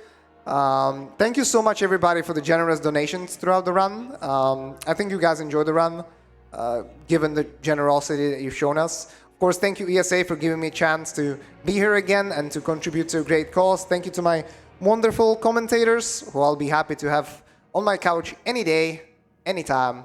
And thank you to the great audience behind me that cheered me on, that stayed up very late for me. Thank you so much, guys. Yes, Thank you. You were awesome. Thank you. And as I've said, there are many, many great runs still coming up. We are only getting started, so keep on enjoying the marathon. There's a lot more to come. And that's going to be it from me for today, but I'll be back tomorrow. Until then, take care of yourselves. Stay safe. Stay cool. Bye-bye. Thank you, catalystz. It was a wonderful run. I was sitting at the edge of my seat the whole time because, wow, just wow. You know, I have one last donation for you. $5 from Malenia. Oh, saying, God. I am Malenia, Blade of Miquella, and I have never known defeat. Except that one time I got beaten by a dancing woman. But that doesn't count, right? Yeah. Well, doesn't I'm count. not sure, but this was the second time, so... Make that two. Yeah, make that two. Make that two. Thank you very much, and guys at home, guys here in the audience, we'll be right back after a quick intermission. Bye-bye. Don't go too